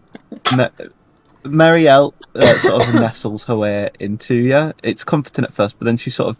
It's like she's pressing way too hard against you. As if she's, like, trying to morph into your body. Oh, I offer some water out my watering can. She sort of, like, gets her little beak, and grabs it and just sort of gulps the entire thing down. And discards the water skin on the floor. Oh, well, I pick it back up and tie it back to my side. Okay. Can fill that up later, that's fine. Are you going to go in now? Are we on our way? Well, is it open? Let's listen to what the hype man outside has to say. Big top extravaganza starting in 1 minute, everybody. 1 minute. Oh, let's get in. Oh, that sounds pretty good. Oh, wait.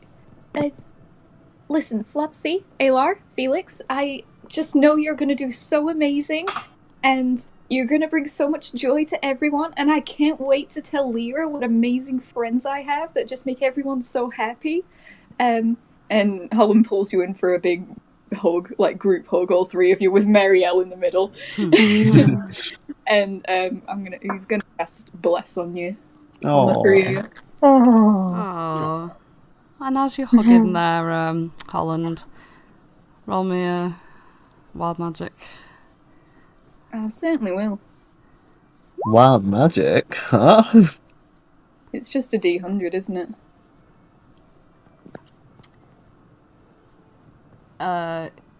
It's you roll a 20 first to see if you're gonna get it. To see if Oh you're yeah, of course. 18. Right. Okay, so nothing happens at this moment. You all feel the warmth of Holland's hug, and you are now blessed. So when you make an attack roll or a saving throw, you can roll a d4 and add the number to the attack roll or saving throw.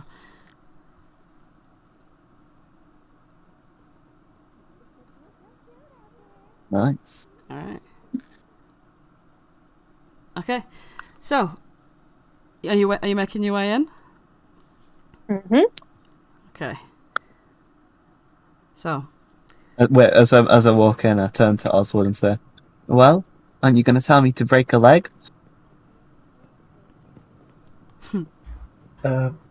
Why would I do that? Because it means good luck. But you can't say that before you perform, because that's bad luck. Good luck. No.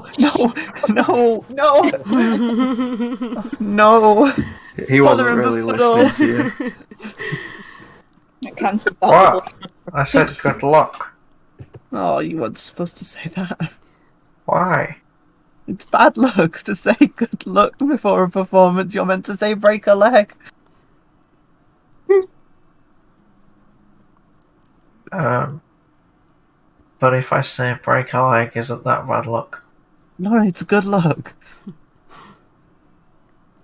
But you And can't say... Oswald just has a visible confusion. So this Oswald. this is what you're discussing as you sort of walking through these like big, heavy like flaps of like draping red velvet curtains. You sort of emerge through into this corridor of like red velvet curtains, and you can see that at the end of this corridor it opens out into a big wide open space. All of the lights and things are up. You can see as you emerge into the big top space itself, you can see that all of the seats are arranged in sort of a half moon sort of rows. There's a centre stage, and up in the sort of rafters where the peak of the tent meets, you can see that there are a lot of little like sort of orb lights that are falling down like stars, and they sort of spread out underneath the roof itself, and they start to glow in different sort of pulses. You see that there are quite a few amount of seats left. There are some at the very front that are available because people don't want to be too close to anything that might like splash them, or that you can see that there are a few people daring each other to sort of sit in that in those seats. There's a couple at the side that's a bit of a poor view, and there's some at the back where you will be sort of obscured, but you do have quite a nice view from there. And where would you like to sit? The sort of obscured ones, I think, just to keep on the DL. So Holland makes us sit at the back. Is everyone wanting to sit at the back? Are we all sitting down? Yeah. Are you coming to watch the show? Yeah. I didn't know how it worked. I'm just asking. Okay. Well, it's up to you where you choose to sit. I want to sit right next to Oswald. Oswald's sitting right at the front. And I'm sitting right at the front. Oh, so Holland's just gone and sat normally, and Oswald's just marched all the way to the front, sat down, looking straight ahead. Oddle's assuming everybody's going to sit at the back, so he starts walking to the front, and as Aelar's walking up behind him, he's going, go away, go away. Aelar turns around and says, "Oh, guys, Oswald only wants me there." Oh, well, we'll meet you when the performances start from the crowd. I'll go and sit with Holland. And he just nods to Aelar and walks back. I can't sit at the back, I won't be able to see. That's all right. We can sit at the front. I mean, I can sit at the front, maybe you can sit a bit behind. You want me to sit behind you? Right, no, right, just sit at the front. Okay. Getting me worse behind. So, Aelar and Oswald are sitting at the front. Holland's at the back. Where's Flopsy and Felix? At the back, yeah. Right, so all Yeah, the rest of you at the Flopsy's going front. to sit with Holland. It's cool. I'd also like to present the visual image of, because it's at the front, like, Aelar's probably sat amongst all the dwarves, gnomes, halflings, gnomelings, and children. Yeah.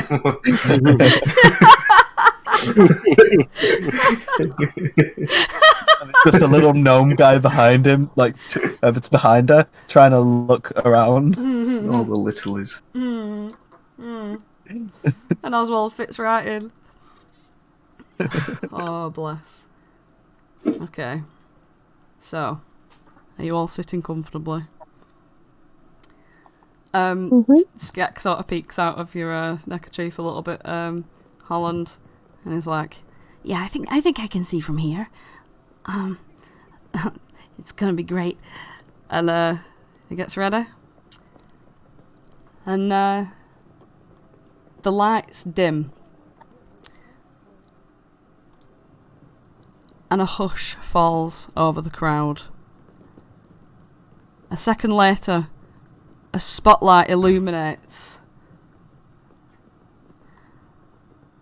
above, suspended above the centre ring. It shines down on a lithe elven figure who's sitting within a silver hoop, suspended by silk ropes. The elf wears a dazzling suit of diamond pane mirrors and a pair of butterfly wings. His sceptre is topped with a spinning vane. Welcome, one and all, to this evening's extravaganza. I am Mr. Light. Prepare to be delighted. And he flings his hand back, and from the weather vane, a sprinkle of glitter just flings all around him.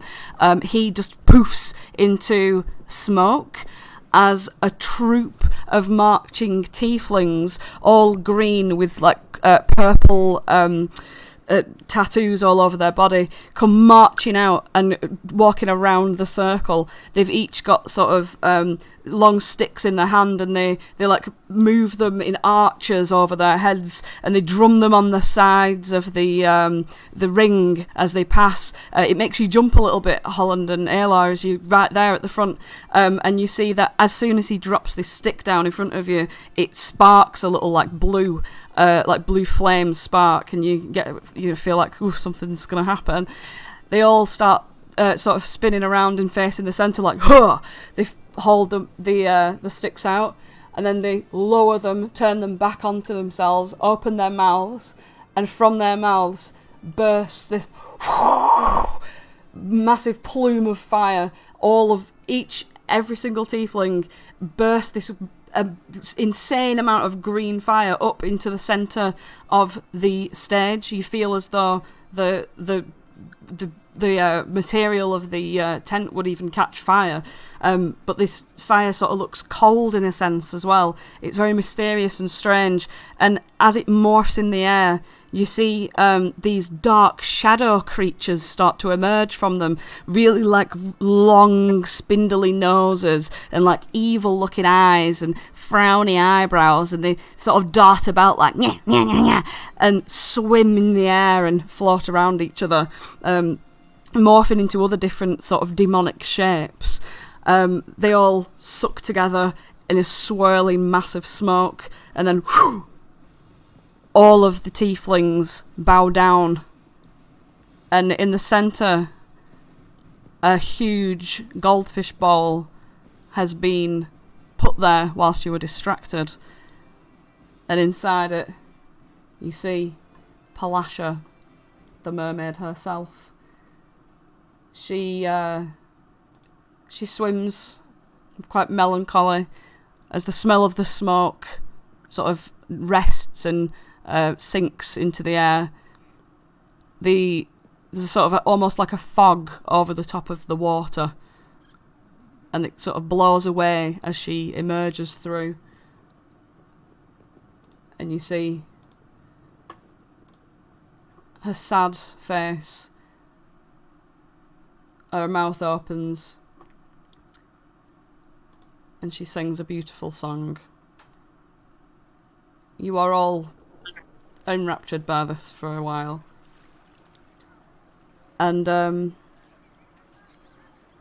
as quickly as the fire came, a troop of 8 clowns just suddenly start bouncing into the arena, all jumping up and down and tweaking their little horns in your face. Like, they tweak one right in Oswald's face, and it's like the horn is almost the same size as Oswald's nose, so it's like horns in right on the nose. And they just sort of pick out a load of juggling balls and start juggling.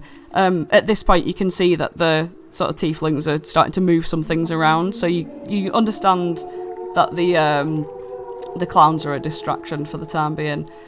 Palasha ends her song as she gets pulled through to the back of the stage, and curtains close behind her goldfish bowl as she's just left. You have a little bit of time whilst the clowns are fucking about to sort of chat to each other if you want, or whisper something to each other.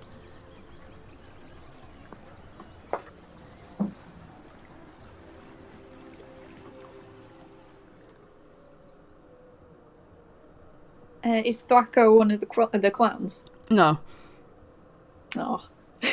These are like the fun clowns that actually do something.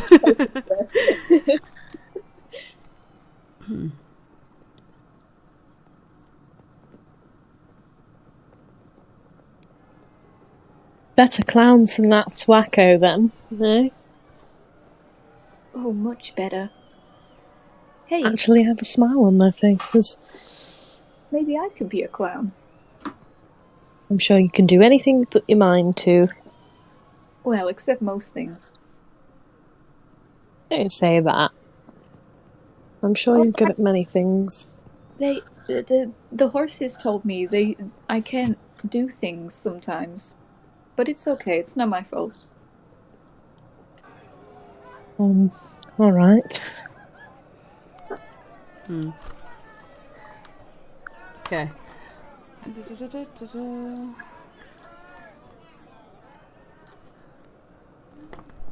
Okay. Aelar and Oswald, are you saying anything or just watching? Just watching. Aelar? I'm just sort of, I'm also watching. I'm looking to see Oswald's reaction every now and then. So I've basically got one eye on the show, one eye on Oswald. Mm-hmm. Yeah. Okay. Alright. So, during that time, a little elven ballerina had been sort of gracing around the stage.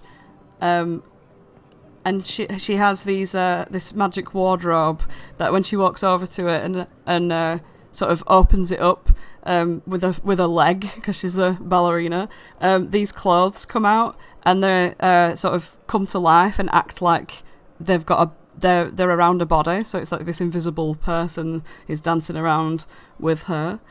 And a lot of the kids during that sort of thing were a bit distracted at the time. So Aelar, you're looking around, sort of those kids sat on the floor in front of you. They're all sort of talking through that one, laughing and joking, and some of them were trying to like throw little chocolates and like sweets onto the stage, just being a bit naughty.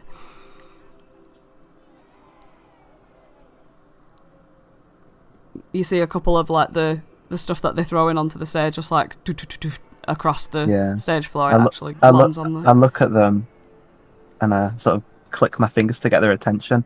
Hey, you need to be respectful. These performers are putting their time and effort into this performance, and they don't need you chucking your little chocolate bits onto the stage. That's a trip hazard.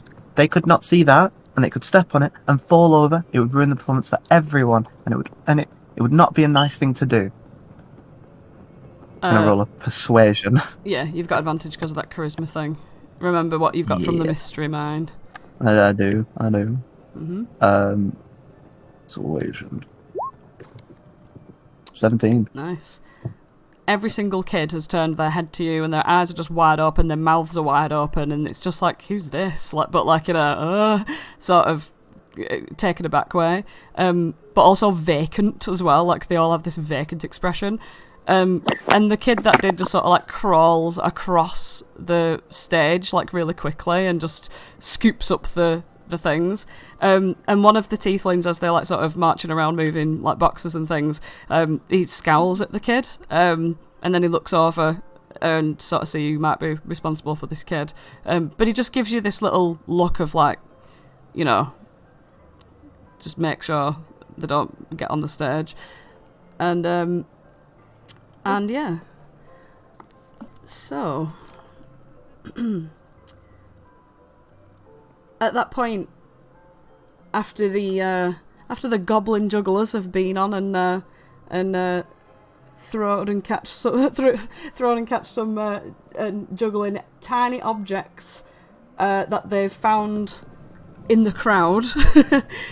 So like sort of playing keep away with like people's personal items. After that's over, the tall elf with the red and white costume emerges. Let me just find something. Excuse me. Right.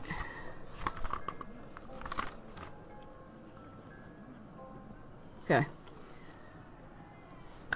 Well, what a splendid afternoon it's been. And now it is time for those of you who believe you have the talent to show us what you can do.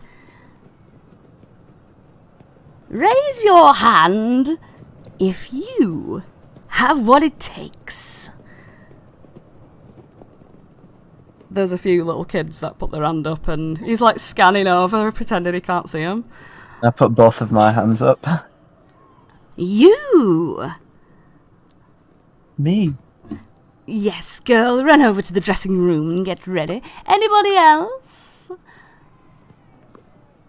Felix waves. Ah, you over there. Come down here and let me have a look at you. Ooh. He saunters down with his hands in his pockets. Ah, now Genasi, of many talents, I presume. Of course. Go ahead. And he motions over to the dressing room area. It's like backstage, sort of. You see this little doorway with lights around it. It looks sort of a little bit more domestic in there than the rest of the tent, I would say. Did you head in? Yep. Alright. Aelar changes into this beautiful ball gown that looks like it's made out of feathers, and like with a feather headband as well. And as Felix comes in, turns to Felix and says, "Ah, I got you a chicken suit." It's just this Well, it's just a chicken suit, is what it is. Yeah, Felix, you can see that Aelar's been rifling through the dressing room costume and accessories box. You can see that there are a great many things that have been strewn around since, and you can spot quite a few things that you can choose from as well. So you've got the chicken suit, and you see things like a retractable dagger, a pair of stilts, face paint that's animated, a clown costume, a unicorn horn headband, like a silk handkerchief waistcoat, and loads of costume jewellery everywhere. Oh, and the front and rear halves of a 2-person unicorn costume. Okay, hang on. So they're just like rifling through this stuff. Obviously, just adding to the costume jewellery is like their shit. So they're just going to start attaching things to themselves and Yeah. pick up a few other guests presume... as well. A few other guests have like bumped their way in, and they're rifling through as well, like picking up things too. Who've been I presume chosen. There's a bow tie somewhere, so they're gonna take that and put it on, even though they've not got the shirt on the collar on the shirt is open. Mm-hmm. So they're just gonna tie a bow tie around the neck. Mm-hmm. They're like, yeah, this is it. Done. Okay. Wow. You look like a gentle then. Oh, thank you. Well, in the... Oh, sorry. no. It's Flopsy. I was saying, back in the auditorium, Flopsy has taken his hat off and is now waving it in the air to get the attention of the elf picking the people. Mr. Light. He spots your hat waving, and he goes, "Oh, Flopsy, I didn't see that you were here.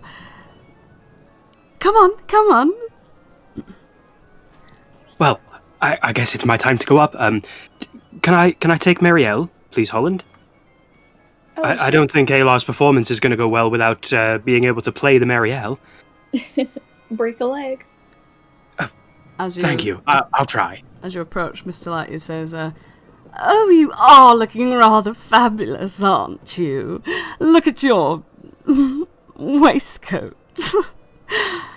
It's... Well, darling. if you think this is fabulous, you should see what I come out in when my performance starts." I can only imagine. And he points you towards the dressing room. You hear him calling out for anybody else, but I suppose no one else is coming, are they? No. Alright, cool. Aelar and Felix are beautifully dressed. Alright. Okay, so, Flopsy, you join Aelar and, oh my goodness, Felix in the dressing room.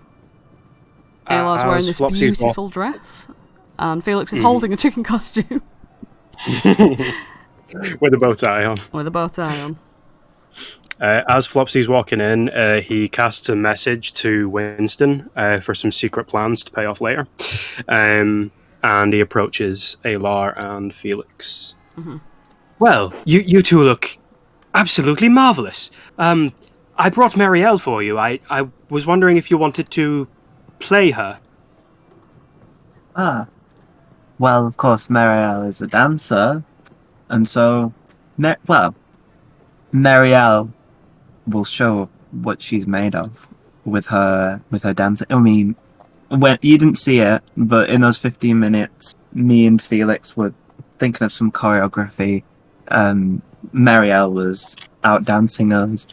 I mean, it was wonderful. You're gonna love it. Yeah. But anyway, you need to get changed because right now you don't look chicken themed. Oh, well, I was going to do my own performance, if that's okay. But I was wondering if when you use Marielle in your performance, could you keep her around for mine? Or if I go on before you, could you make sure she's able to see it? I'd like to dedicate my performance tonight to Marielle. Really? Well, If that's okay with you. I wouldn't like to steal Marielle's spotlight by having a poem dedicated to her before you go and do yours. I think you're asking the wrong person, Aelar says and looks over to Marielle. Flopsy kneels down and looks Marielle in the eyes. Marielle, would it be okay with you if I were to dedicate my performance tonight in your honour? Marielle's face feathers turn red. And she sort of swans her neck around, flaps her wings a little bit, as if she's flustered, and then sort of bows her head as if, go on.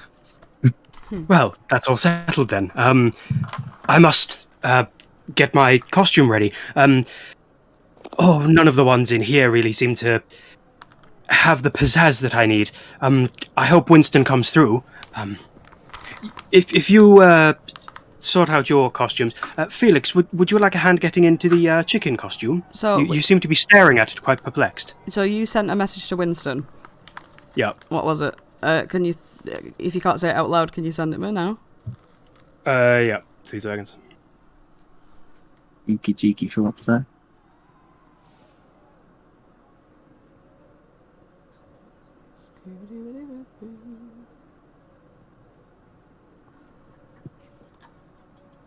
There you go.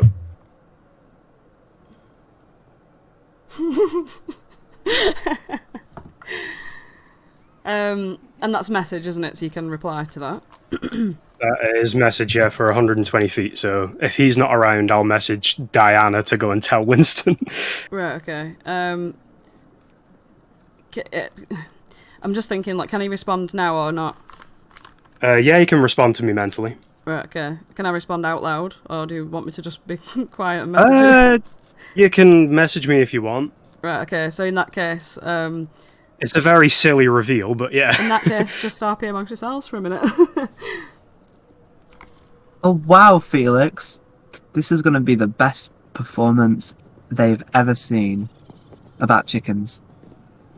It is. I think it may be the only performance they have ever seen about chickens, but, we can work with that. That's fine. We'll make it as amazing as we can do. Are you going to do that thing where you hop in a canoe? That's not a usual trick for me, I must say. It was a little bit of an accident. So, possibly not, but I do have a trick up my sleeve. Aelar looks around the room and pulls out, one of those sort of, crappy drums that they probably have, probably made for children, and hands it to Felix and says, "Put this on," and pulls out a rubber chicken from one of the boxes. Chicken drumstick. Oh, that's fabulous. Thank you. Aelar squeezes the chicken and it sort of sounds like the bagpipe. We've got lots of instruments to play. It's going to be very entertaining. Oh, especially for them. Mm-hmm. I hope Oswald enjoys it. Okay. There's not a lot he does enjoy, but... Oh no, he just doesn't smile. I think he enjoys it. He's my best friend. Ah, you know him like the back of your hand, then. Yeah, Aelar observes the back of a hand. Oh, that's new. Makes a robots reference. Holland, at the back where you are, you're quite close to the entrance of the big top itself. And entering the big top, you see a couple of the orchard hands walk in from the feast and orchard. And you recognise a couple of them. They just sort of, help out and around on the the pie stalls and things like that.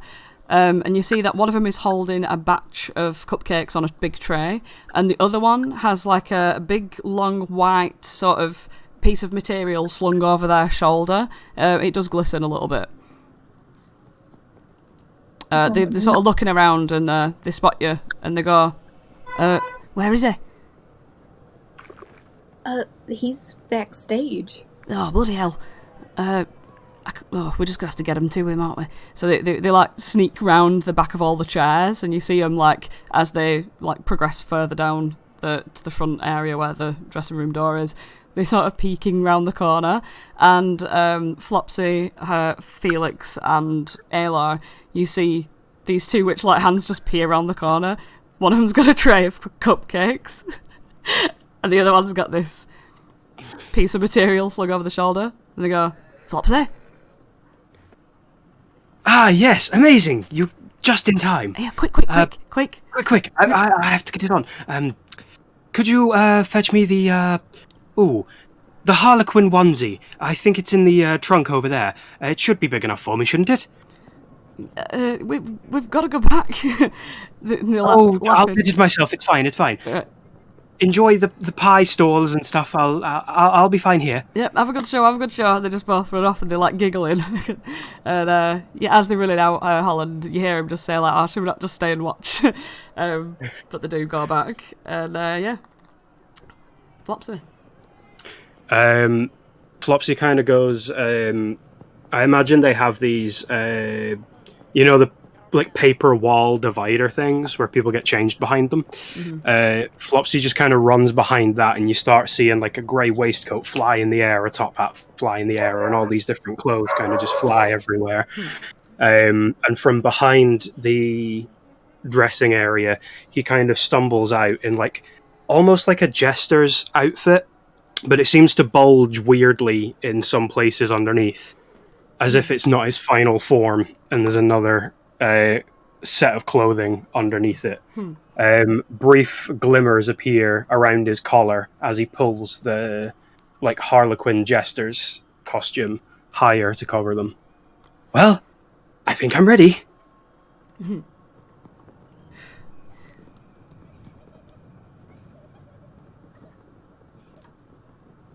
So, who's on first?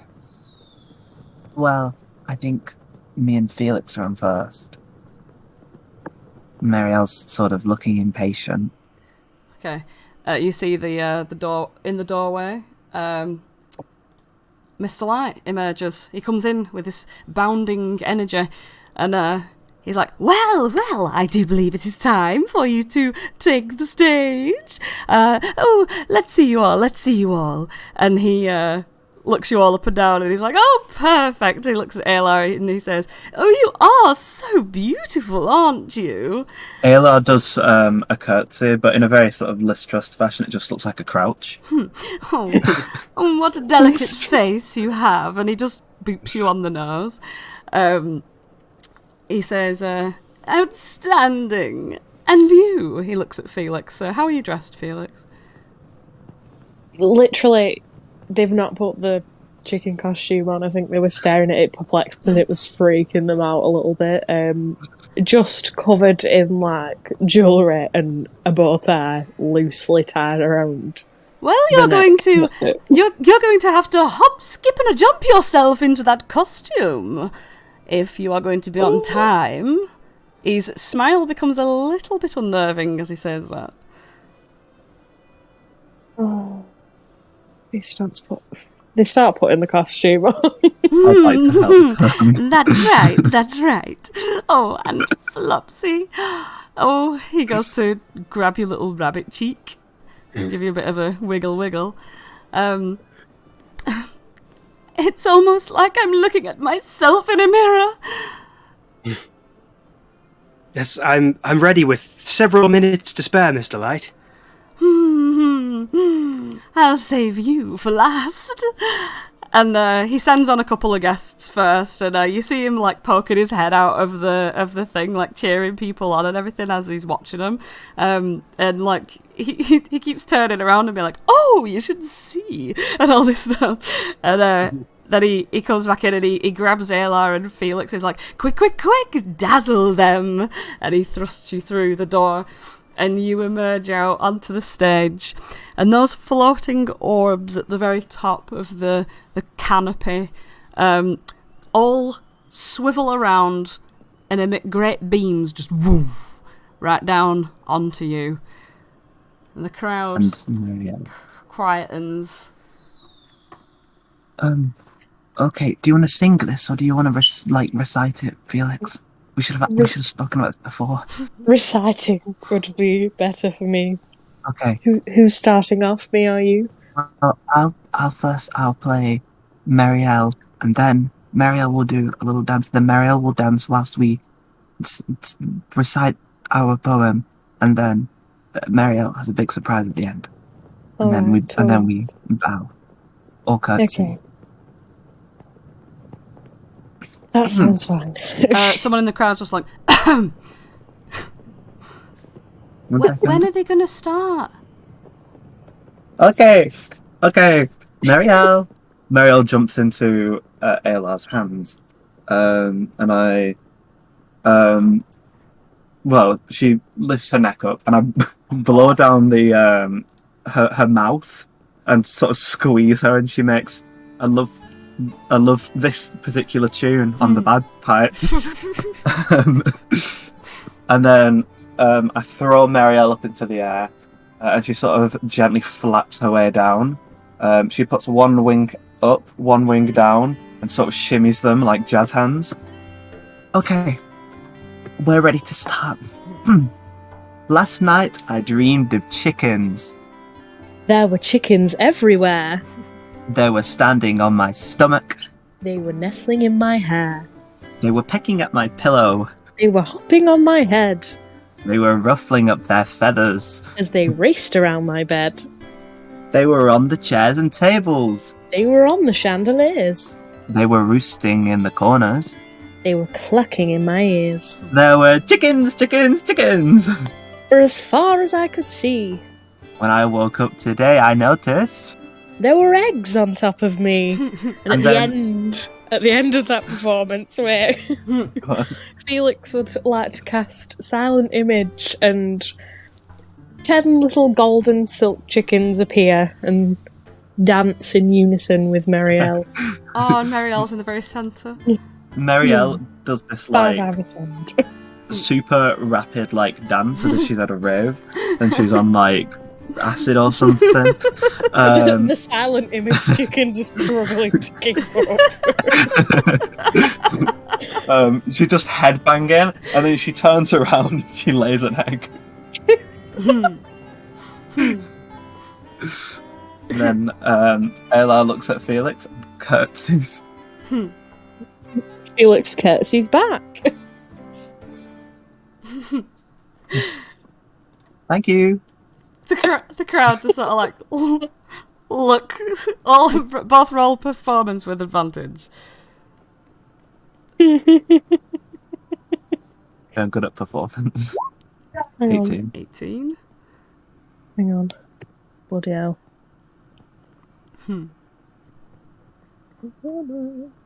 Oh, we've got advantage to charisma, haven't we? 17. Oh, nice. Yeah.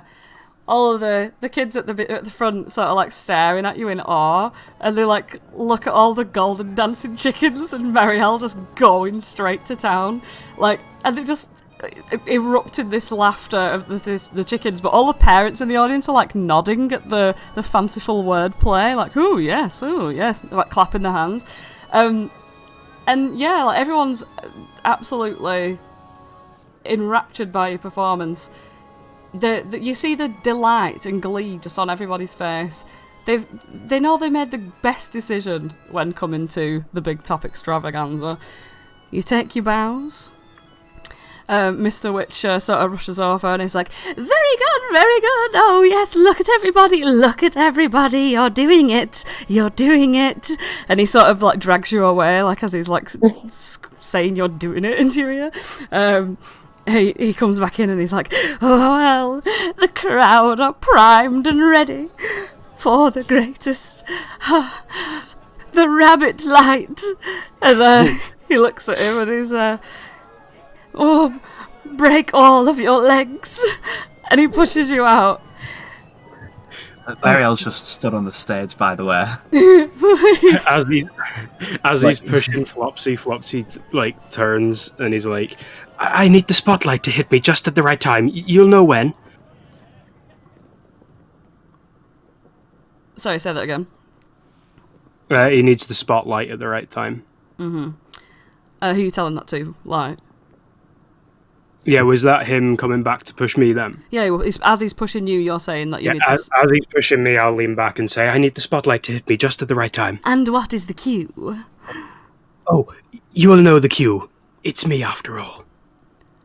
Okay, I trust you. And he's just beaming with delight. Right. Flopsy kind of carries a tray of cupcakes into the center of the stage and puts them down. Goes up to... is there any like microphones or megaphones, anything like that to amplify sound? There are... it's more that it's magically amplified in the when you stand in the in the ring. That's right. He casts Prestidigitation, which I can have 3 of its effects active at a time. But I'm basically going to use Prestidigitation to have clocking noises in rhythm. So it just kind of goes bark, bark, bark, creating a background noise to this poem that he's going to do. And he kind of pensively takes 3 cupcakes and starts juggling them. And as the poem he's about to do is a little bit pensive, a little bit thoughtful, he starts to pace the stage as he's juggling these cupcakes, and occasionally whenever he walks past the cupcake batch again, he kicks up another one and adds that to the juggling. And he recites, I break many eggs to make my cakes, but recently I've realized my mistakes. For since Marielle flew into my life, my eyes have opened to the chicken's strife. Why, but for the taste of cakey perfection, must we subject the fowl to abject objection? Marielle's clucky optimism has deplored me post-haste to find a vegan replacement for my cupcakey paste. It's time to spare the shells and instead the shackles break. Liberate the chickens, but not sacrifice on taste. My cupcakes shall still be delicious, of course, now made without animal products, and instead with applesauce. And he starts, as he's juggling the cupcakes, throwing them occasionally into the crowd.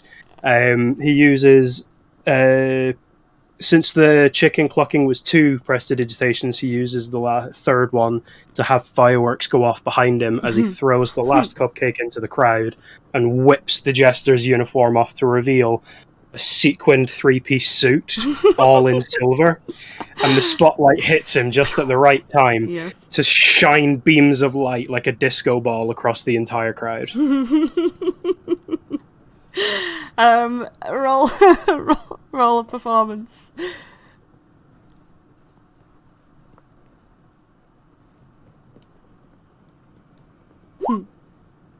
Ooh, 21. Alright, so as you've been throwing the cupcakes out, and like everyone's been catching them and like eating them and being like, yum. Holland, do you want to catch one? I absolutely do. Catch yourself with a vegan cupcake. You've got one. Yeah, and so everyone's just been like interacting and enjoying the fact that they can just eat the cupcakes that you're talking about right now. But as soon as you whip that Harlequin jester suit off and you dazzle everyone, every single one of them's mouth just drop open, spitting out like mushy up vegan cupcake onto the ground, and they're all going, and they're all waiting for your next bit of the performance. You're standing there in your spotlight. What's going to happen now? The jacket kind of, as he leans forward to bow, the left breast of the blazer kind of flops down a little bit as if there's weight in the inside pocket, and he just kind of theatrically grabs in and pulls the pan flute out.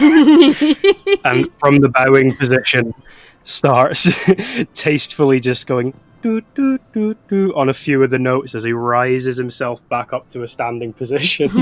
And as the spotlight kind of twirls around, he kind of spins in the light as well, making all the lights dance around the auditorium. And he starts doing a bit of a jig, a bit slower than Marielle's rave, but as Marielle is still kind of on the stage, he tries to meet Marielle's eyes and see if she'll dance with him. Oh, okay. Roll an animal handling.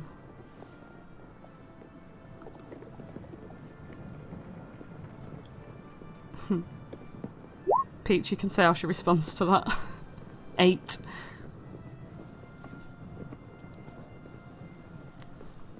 Peach? Oh, you muted. Schwupsie. Marielle just sort of turns her head to the side as if she's rejecting, but Aelar looks at her, shakes her head, and Marielle sort of rolls her eyes. And she sort of flaps her wings a little bit, and she puts her foot out to sort of like she's putting a hand out. Yeah. As Marielle does that, Flopsy kind of gets his hand in his like sequined pockets and uses the blazer that he's wearing to mimic the wings and just copies Marielle's movements with his sequined outfit. The two of you dance this beautiful jig, this Irish jig, with Marielle playing herself as the bagpipes. And the crowd goes it's amazing. Wild. They all stand up and clap. Everyone's sort of whooping and eating the cupcakes. I don't know if Oswald reacts to all this. He just sort of claps a bit. Oh, he's got a clap. You've got a clap off Oswald. And Mr. Light comes out and he's like, "Thank you, one. Thank you all. Oh, it has been such a delight. I hope to see you again. I have been Mr. Light." And he does like a little wiggle with his hand and bows so far down. His like jester's hat flops a little and pops back up again. And he looks over to the back of the room, and behind you, Holland, stands Mr. Witch, holding his watch next to the entrance of the carnival, and he's sort of looking over at Mr. Light. And you see Mr. Light hurry over through the sort of gangways in the audience chairs area. He hurries over. He doesn't notice you at all. You're sat there, sort of quite visible if they did look. And he says, "Oh, wasn't that fantastic, darling?" And Mr. Witch says, "Yeah, well, I wasn't there for most of it, but I did see Flopsy's dazzling feet." He's watching his watch as he's saying this. So Mr. Light sort of links arms with him, and Mr. Witch escorts him out of the big top. And all the hands just start to like gather around and clear everything away as the guests leave. But everybody who was in the dressing room, now you're sort of at the front with Oswald. Holland, you're still at the back if you have anything you want to do. No, I'll just mooch on down to the group. Mm-hmm. Is Flopsy still on stage? Is like in his final pose or whatever? Yeah, everyone's sort of like the lights are up now, and Flopsy still stands with his arms in the air, holding his final pose while people shuffle out. Holland's clapping, and he's also prestidigitating more clapping around him. What, Holland's prestidigitating? Yeah. Roll that wild magic. Oh shit. You think you'd get away with it that easy? Ooh, close. No, but no cigar. Wow, Flopsy, that was amazing. Oh, it was just a little thing that I threw together, inspired by the time me and Marielle shared together. You know, when I heard her soft, restive, clucky sleeping right next to my ear when she was under my hat, I thought, I shouldn't really be smashing up eggs to make my cakes. I should make them inclusive for everyone, and now even Marielle can taste them. Oh, that's so sweet of you, Flopsy. And As you look over, dude. As you look over to Marielle, you see her just sort of swallowing her own egg.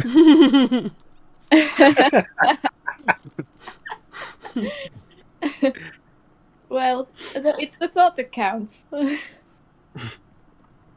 Well, yes, I suppose if I make the effort, other people... Marielle might find something more tasty than her own eggs.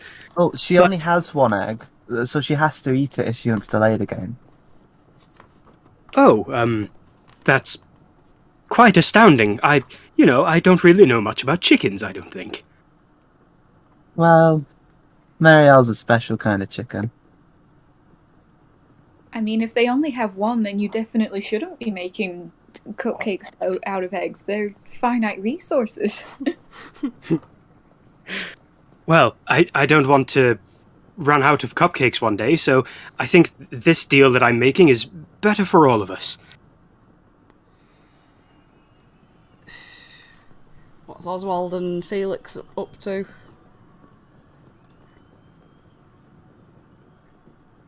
I think Felix is just, like, scrapping his way out of this chicken costume. He's struggling a bit.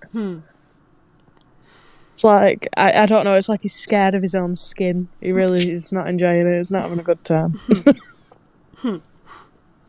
Flopsy will come up to Felix. I must say, I think that you broke more legs than I did tonight. You were a tremendously hard act to follow. Would you like a hand getting out of that? Yes, I think I'm going to break a leg trying to get out of this frigging costume. Well, here, let me... And Flopsy goes to try and rag the costume off of Felix as nicely as he can.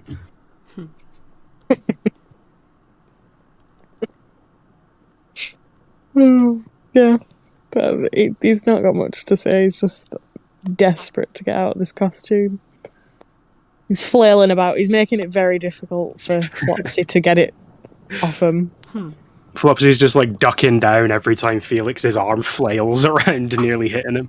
And I mean, they're a very gangly creature, so it's just like there's arms and legs everywhere.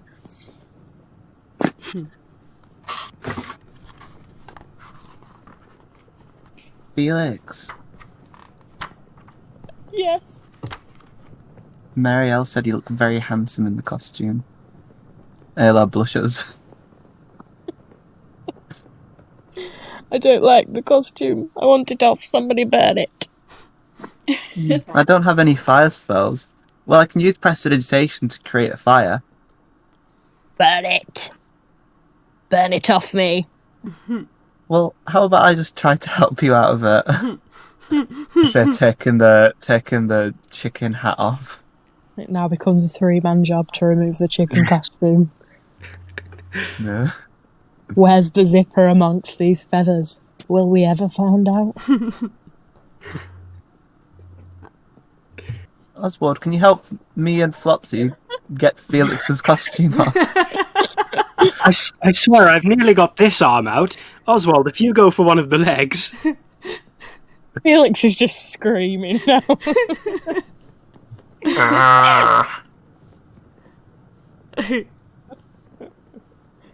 Oswald reluctantly complies.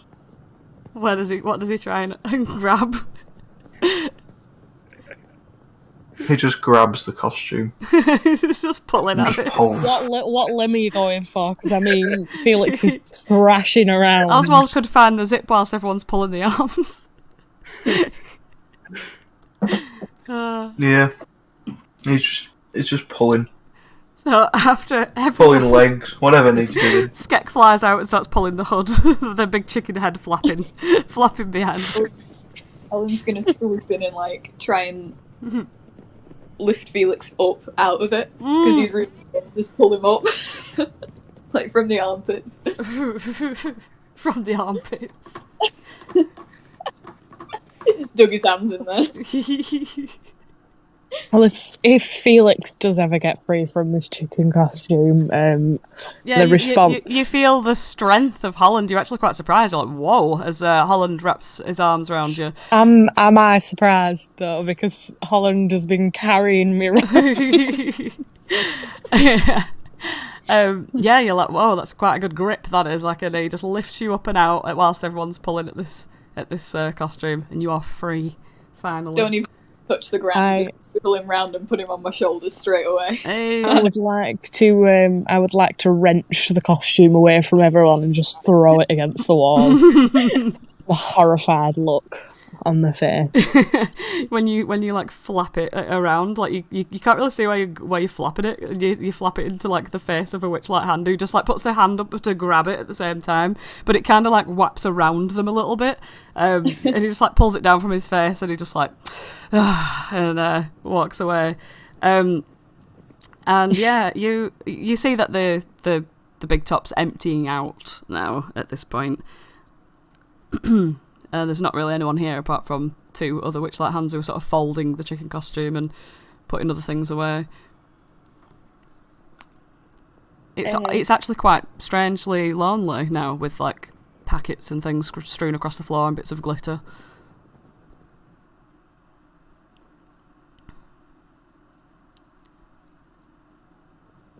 We should probably move on. Well, we've got to drop the kick off soon anyway, so we could try the snail racing next. Felix is just silent as the draped over Holland for like support.